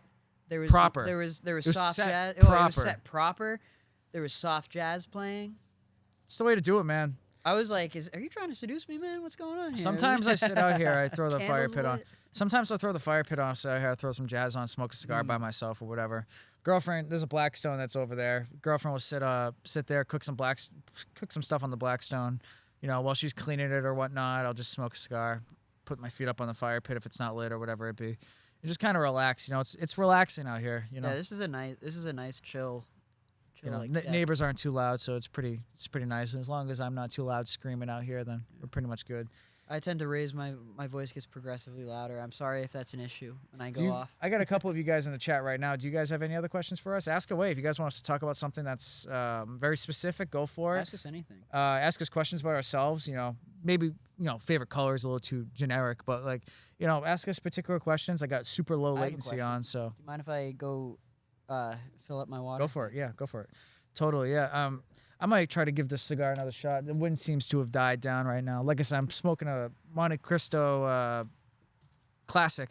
It's funny. I got into the Monte Cristo. I might just give it a fresh cut right now. The Monte Cristo I really got into because I started reading the book, The Count of Monte Cristo. And if any of you guys are in the chat right now, you guys haven't tuned into my coffee hours. This is a cigar night, so it's a little bit more relaxed, chill. We're not really talking about anything planned. This is kind of just like off-the-cuff discussion type of stuff. And while, it just kind of wasn't really planned all that much. But the coffee hours, I discuss stuff that's more planned out. So I was reading The Count of Monte Cristo, and I was like, oh, okay, maybe I'll do a cigar night about The Count of Monte Cristo, smoking a Monte Cristo cigar, driving to Monte Carlo. No, I'm just kidding. But, so Monte Cristo cigar, pretty good. I got a nice mint chocolate chip cigar. I don't know what brand made it, but it's over in my humidor. I was gonna smoke it today, but I didn't think I was gonna finish the whole thing, and I bought that with a friend of mine, and he's not here right now. So actually, Willy D, I bought that mint chocolate chip cigar up in Old Orchard Beach. You and I had just gone on vacation. We went to that shop? Yeah. So, oh, good. No, you're good. I appreciate that. But yeah, no. So it's like. Yeah, that was it was like some hole in the wall smoke shop, but they had some. I was surprised they had some nice cigars there. Yeah. It was one of those smoke shops where you walk in. If you've never been to a smoke shop, they're always the people running the smoke shop are always interesting characters. We walk in, there's all these like mushroom gnome figures all over the place, and you could tell like there was like the lady, she was an older woman who ran it. You could tell she probably went to Woodstock back in the day. There we go. That's nice and toasted now. I was having a hard time lighting this earlier, but we're going. We got it going now.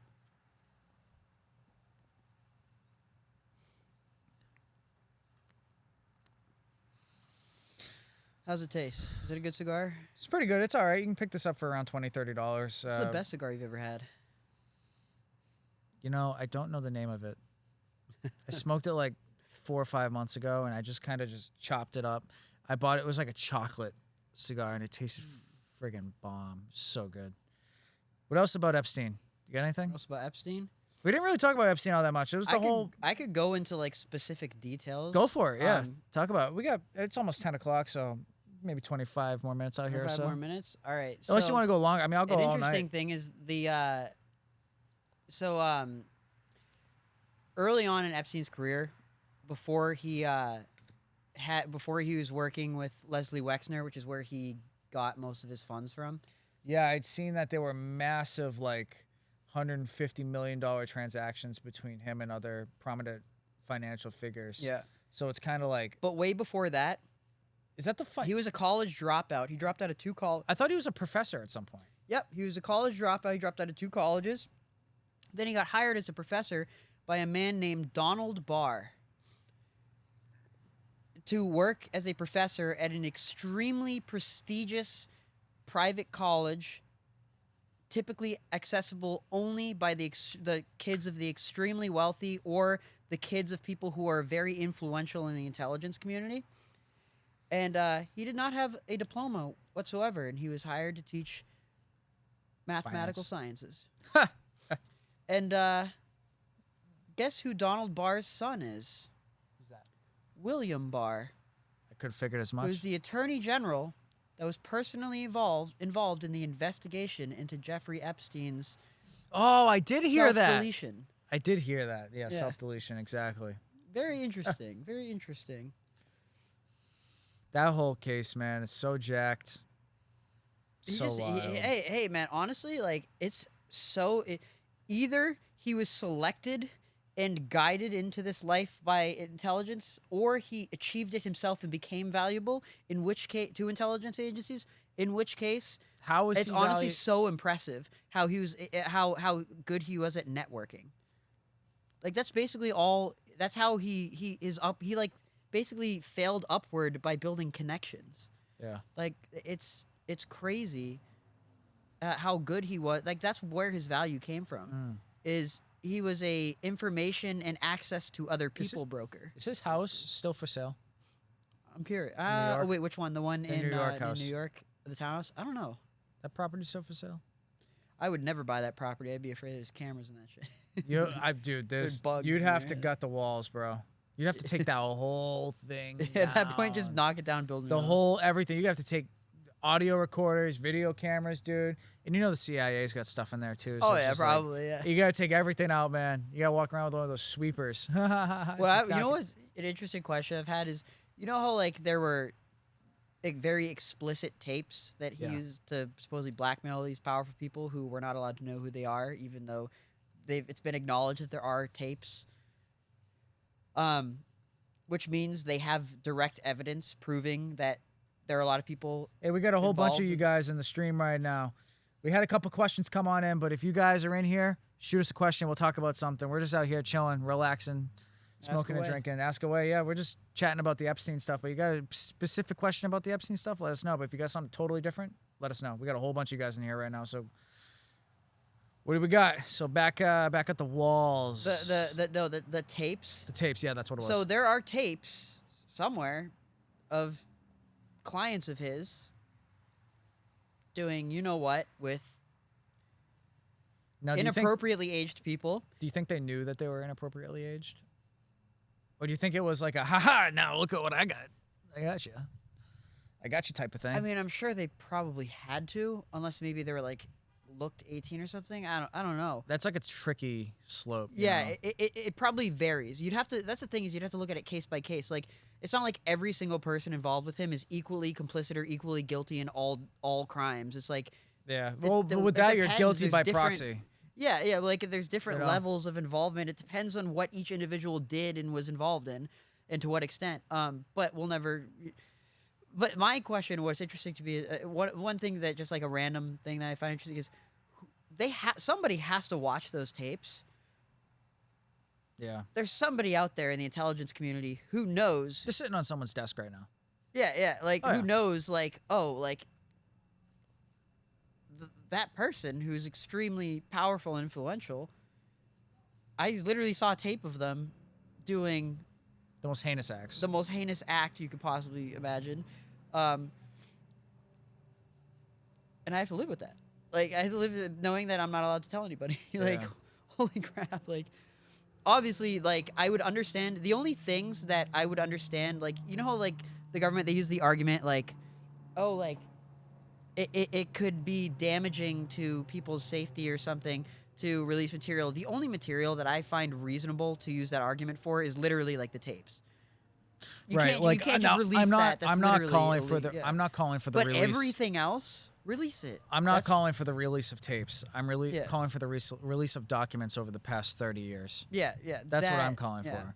I don't want to re-victimize people by releasing Yeah, tapes. that doesn't. is that stuff. I understand. You don't show that to the public. Like, Right. So, I mean, with Patel saying, there's nothing in the tapes. We're not going to release this stuff. Like, no one's asking you to release the tapes. We're asking you to release the documents. Yeah. You know. Well, that's an interesting thing they do is, for instance, like Mossad, because there's a lot of connections because Ghislaine Maxwell, her father, was a confirmed Mossad asset. Mossad said publicly, or no, it wasn't Mossad. It was the previous prime minister of Israel said publicly. He said Epstein has never worked for Mossad. Pay attention to the wording. This is how they get you. Never worked for Mossad. Okay, but did he ever work with them for some period of time? Ever be in contact with them? Was he ever an asset for them in any way? That's not the same thing as working for, like he's an employee or something. Like they use these things and like they'll say they're like people will say release the Epstein client list or whatever. Like what do you think is on that list? Like if you want to find incriminating evidence of criminal involvement between him and powerful people, it's not like he kept like a book where he's like did this illegal thing on this day for this amount of money for this person. That's not how it works. No, like you got to be more careful and explicit. Like that's the thing with like FISA, like Freedom of Information or the like Freedom of Information Act stuff. Sure. When you make a request for Freedom of Information stuff, you have to be very specific about what you're asking for. Right. They're not just going to be like, oh, hey, and by the way, this is also relevant to what you're asking for. If you don't specifically ask for it, so if you don't know it exists or what it would be called, how do you ask for it? Exactly. Like that. Yeah, you don't know what you need to know. I guess. You don't know what you don't know. Yeah. The unknown unknown. What do we got, guys? We got a whole bunch of you guys in here right now. Any questions? No one's typing away. Guys, chat. Let us know what's going on. What do you guys want us to talk about? We're out here. This is your time, The podcast isn't live. The releases sometimes are, but right now is your time to talk to us. You guys got something very specific? Let us know. We're out here just kind of chatting away, sitting by a fire, And until this is gone, I'm not going inside. I have a question for you. What's that? What is your take on the Epstein thing? What is the thing that matters to you? What are you interested in?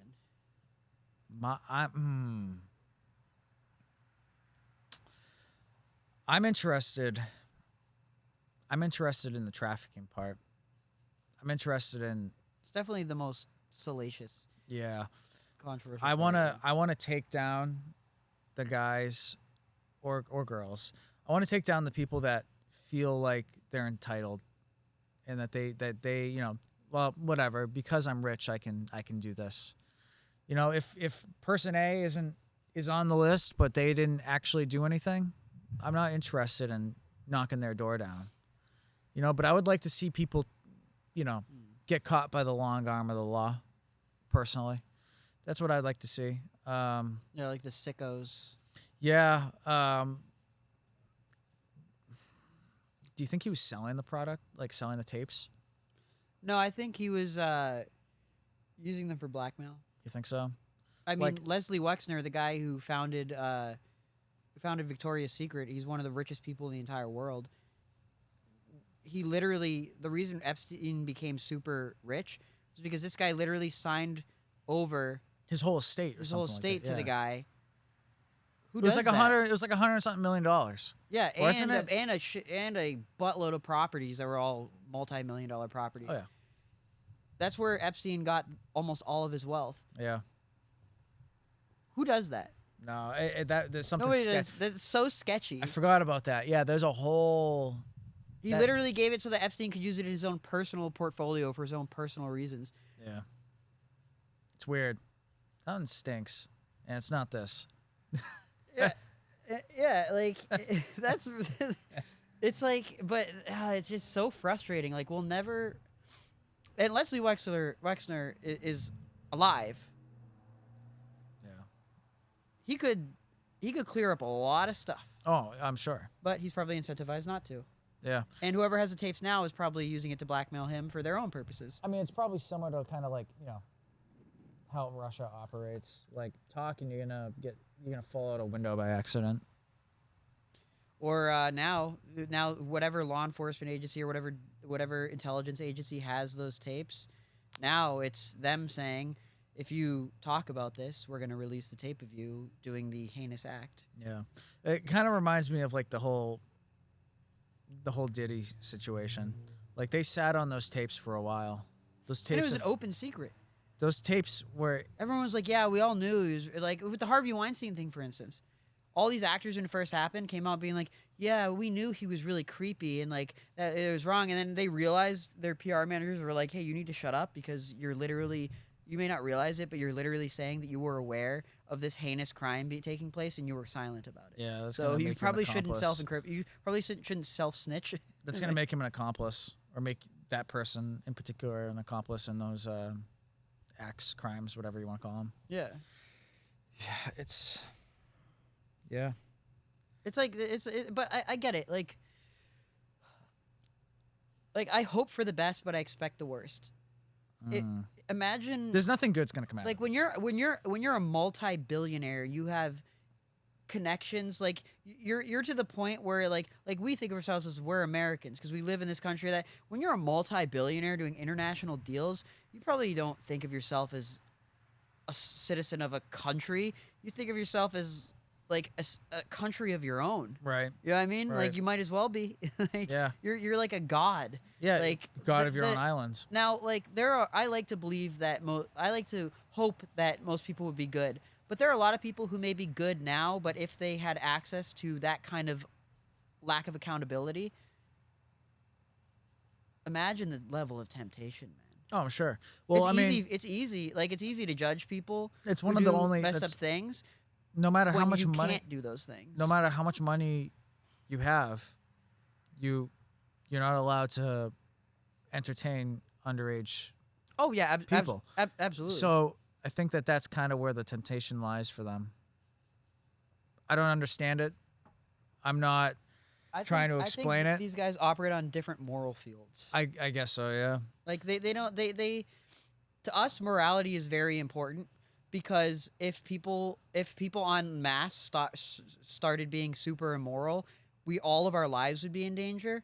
Whereas if a multi-billionaire, like if people en masse stopped being immoral, they could just hold up in their, like, it's not as important to them. They could just hire a bunch of mercenaries and hold up in their fortresses. Yeah. You know what I mean? Like it's not like the stakes aren't as high for them in terms of, like there's a different morality and the need for other people to be trusted to be moral good is not the same for them as it is Right. for us. We need a moral society to be safe. They just need to be able to pay people with guns to protect them and hold up in their mansions. Yeah. You got any last thoughts? It's getting kind of late. I think Yeah, it is people getting kind of late. I people are think I starting to pretty drop much out. said most of what I've had to say. Any closing Pretty much. statements? Closing statement is don't take anything so seriously that a disagreement about it is the end of the world. Right. Always keep an open mind. Humility is very important. Lack of humility, I think, is a huge problem. We're easier to dupe if we're only playing on our own side because we don't know what's going on the other half of the side. So even if you don't agree with people you disagree with, like, at least understand them, because then you may find that you could get some value out of them for your own causes if you're willing to have that open-mindedness. I Right. guess. I guess for me, it would just be, don't be in denial. That's my biggest Don't thing. be in denial. Don't be in denial. There's always information that should be able to change your mind, whatever it be. Yeah. Always be willing to accept new information. Always Whether- try to prove yourself wrong. Exactly.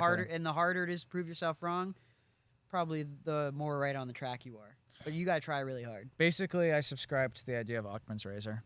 Yeah. Occam's razor. Yeah, that's kind of where where my mind sits.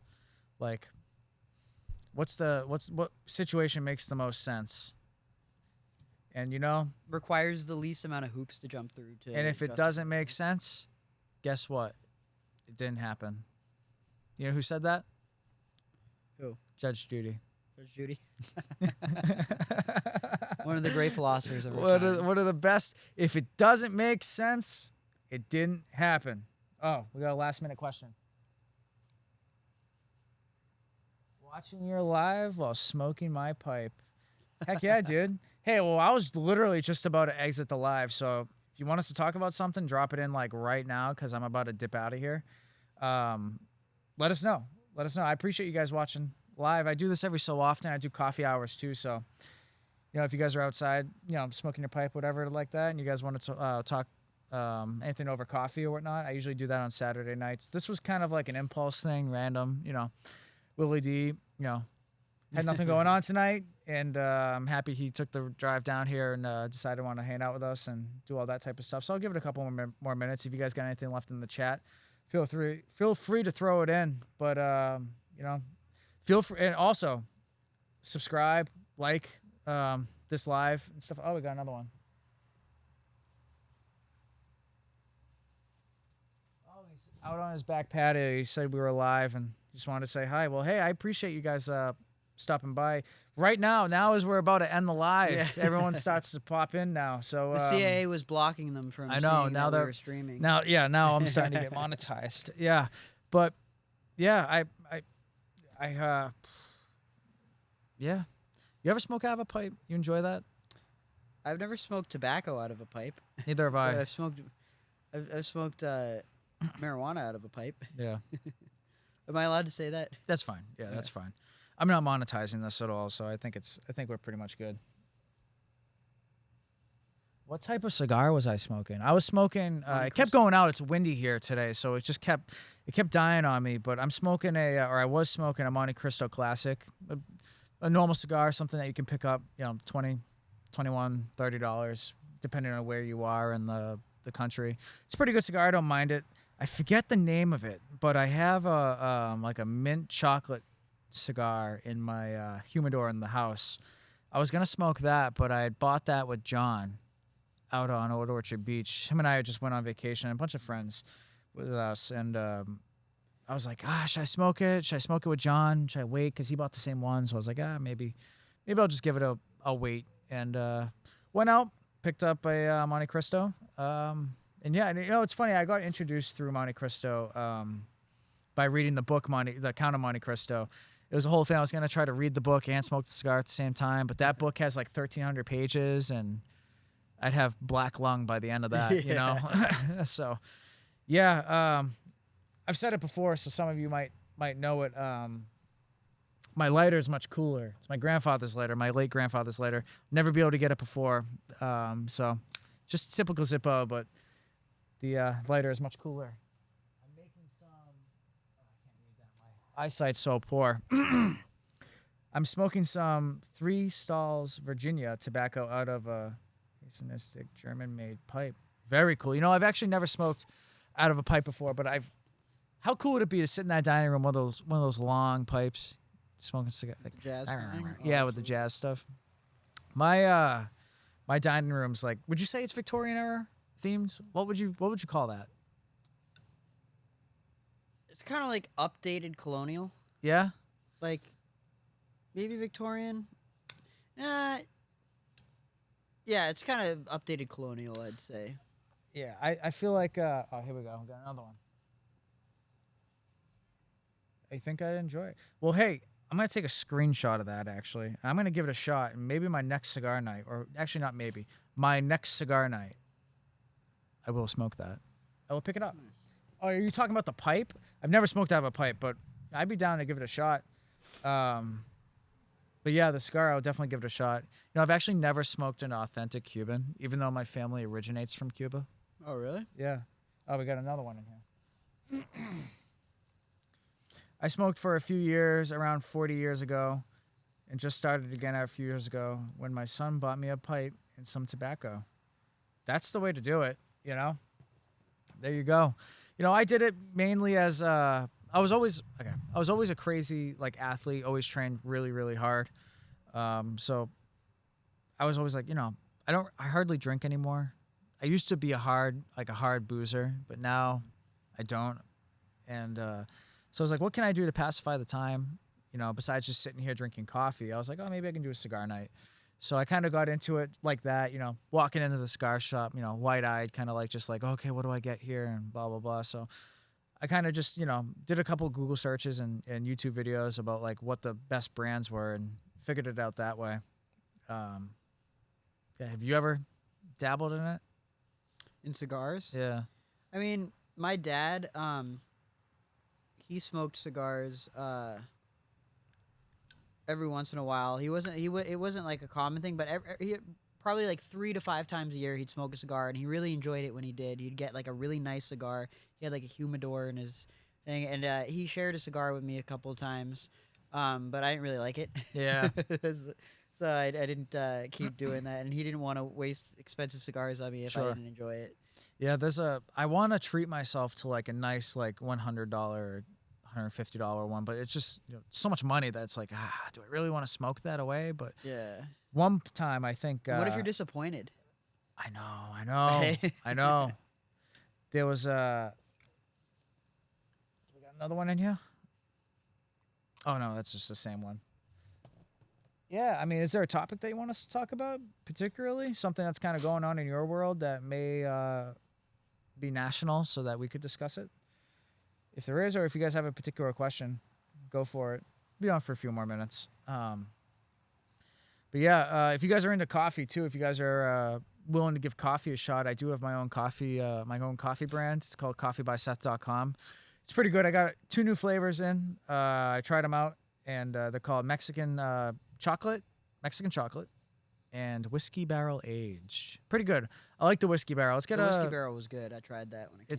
It's not a traditional coffee taste, but it's something that you drink after dinner or you drink during dinner. You could drink it without putting anything in it. Yeah. And I'm a guy who likes to put sugar and cream in my coffee because I don't like straight up coffee. That was it was almost like a tea where it's like I didn't want to ruin it by putting things in it. It was already good. Do I roast my own? No, so I don't roast my own coffee. It's funny. I have a friend that does it all. So him and I kind of partnered together and whatnot, and we made sure that we got the proper blend and stuff like that. So everything's made. It's all I drink. It's what I was drinking right here, and I got a couple of bags in the house, but I just started with the tea products. But it's funny. My girlfriend's really into gardening. All sorts of plants. We got corn over there. We got tomatoes over there. Yeah, all sorts of stuff. I think we got peppers over there. I lose track so quickly of all the strawberries right here. Actually, strawberry bush. It's a little dark, so you guys probably can't see it. But yeah. So I asked her. I said, "Hey, like, what are your thoughts on me getting like a coffee tree or something like that, or like a bush that I could grow coffee beans on and pick them and grind them up and learn about the whole thing and." Start to do that whole thing, and she was like, "Don't you need like specific temperature?" Yeah, I think you do, don't you? And I started looking it up, and I'm like, specific temperature, and then I That's started getting pretty hot, right? Yeah, they grow in like Australia and stuff like that region of the world or that particular climate, and I was like, yeah, that might not work for me. So, damn. So that's around that time I started getting the idea for doing the coffee thing. So I was like, okay, I don't want to sell some like bogus product or something like that, some weird product, a cup or whatever. I was like, let me do something like that's pretty cool. So I was like, okay, I'll start doing my own coffee brand. 'Cause I drink coffee every day. I drink it multiple times a day. And during my coffee hours, I do like sometimes 2-3 coffees and a cup of espresso. I don't recommend that unless you are an absolute professional like me. What else? We got a couple more in here. Oh, awesome. You watch my videos with Rich? That's so cool. I have a coffee tree here in Central California, and it did okay, but you need a bunch of trees to get many beans. Yeah, it was like something like, okay, like if it's like a specific occasion, maybe I can grind up the beans and roast it or something. I don't know. Like, it was just kind of like an idea. She's into planting and stuff like that, so I was kind of like, maybe we can do it.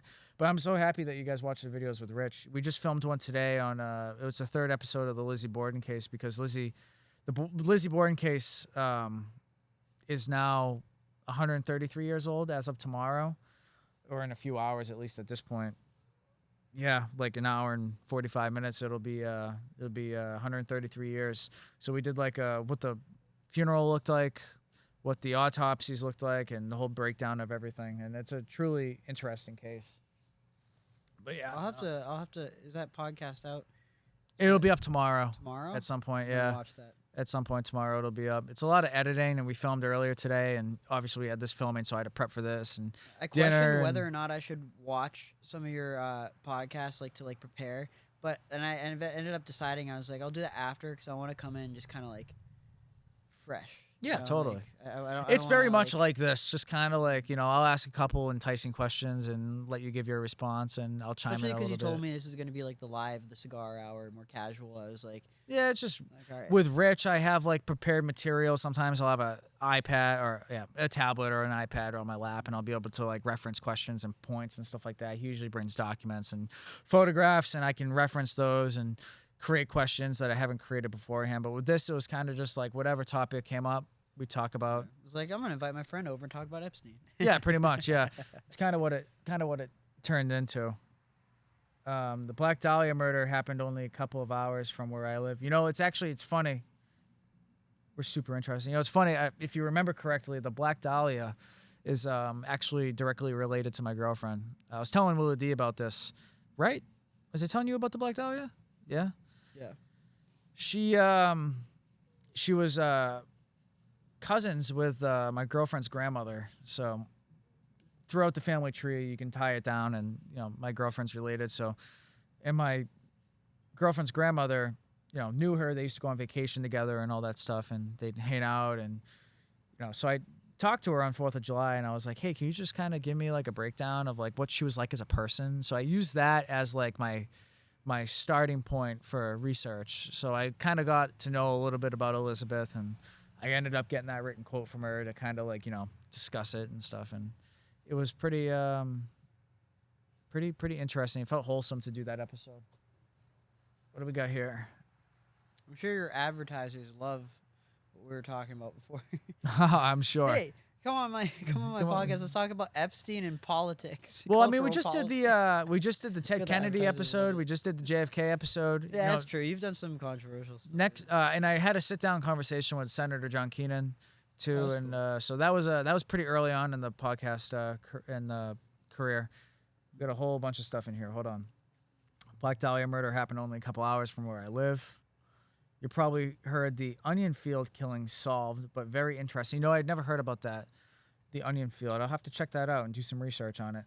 The connection is pretty wild. Isn't it crazy? Like, I was getting such like pressure from her family to film about the Black Dahlia, and I never really knew why. And then when I asked them, I said, well, why are you guys like talking about the Black Dahlia so much? And they were like, well, because we're related to her. I was like, oh, okay, maybe I should actually like take this seriously and research the case. And I did research a little bit of the case, and I was like, oh my God, yeah, I got to talk to them about this. Do you know H.H. Holmes? Sounds familiar. Murder house in Chicago in like the late. Oh, is that the guy during like the World Fair? Yeah. They oh yeah. We're where doing an episode. He had those like fake. He had Yep. those trap rooms. Yep. Oh, We're doing an that's- episode on that next week. Oh, dude, I'm all for that. That is such an interesting case. It's If such a you weird... want, I don't think I'm doing anything next weekend. It's up to you. I know you live like an hour and a half away, but you're welcome to come back here and we can talk about it, kind of like an afterburn type of thing. I'm not like an expert on that case. I just like I've seen some things about it. Totally. And it's very very. I'll be intriguing. spending all week researching the H.H. Holmes case. No, that's fascinating. So I want to do the H.H. Holmes case. And there was a lady who lived in Halifax, right down the street, that she just disappeared, like just totally just disappeared. And where it's local to me, I want to learn about it, and I want to do a episode on it and get it out there and see if anyone can talk about the case in particular, whether that's a cigar night or a coffee hour. I'm not sure. I'm not sure I'd do something like that with Rich, but just because it's not his particular wheelhouse. But I've also thought about having investigators on, like police department. From what I've Detectives. from what I've heard from you about this Rich guy, he sounds fascinating. He's 82 years old. Well, I would love to pick this guy's brain. Dude, he's so interesting. Like, he's so interesting to talk to.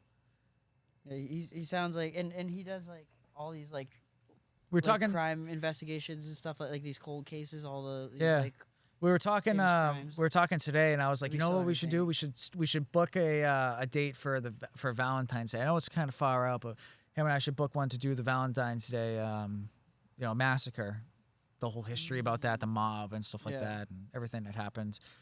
And he was like, oh, I used to have a replica like Tommy, because he used to be a antique firearm collector.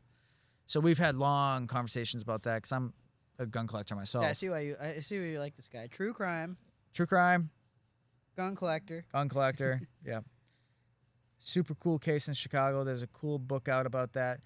Devil in the White City or something like that. Windy City? I know it's called the Windy City. Is it also called the White City? I'm not sure. There's a really interesting case about the young lady who disappeared in Canada, Emma Phillip. I'll have to research that as well.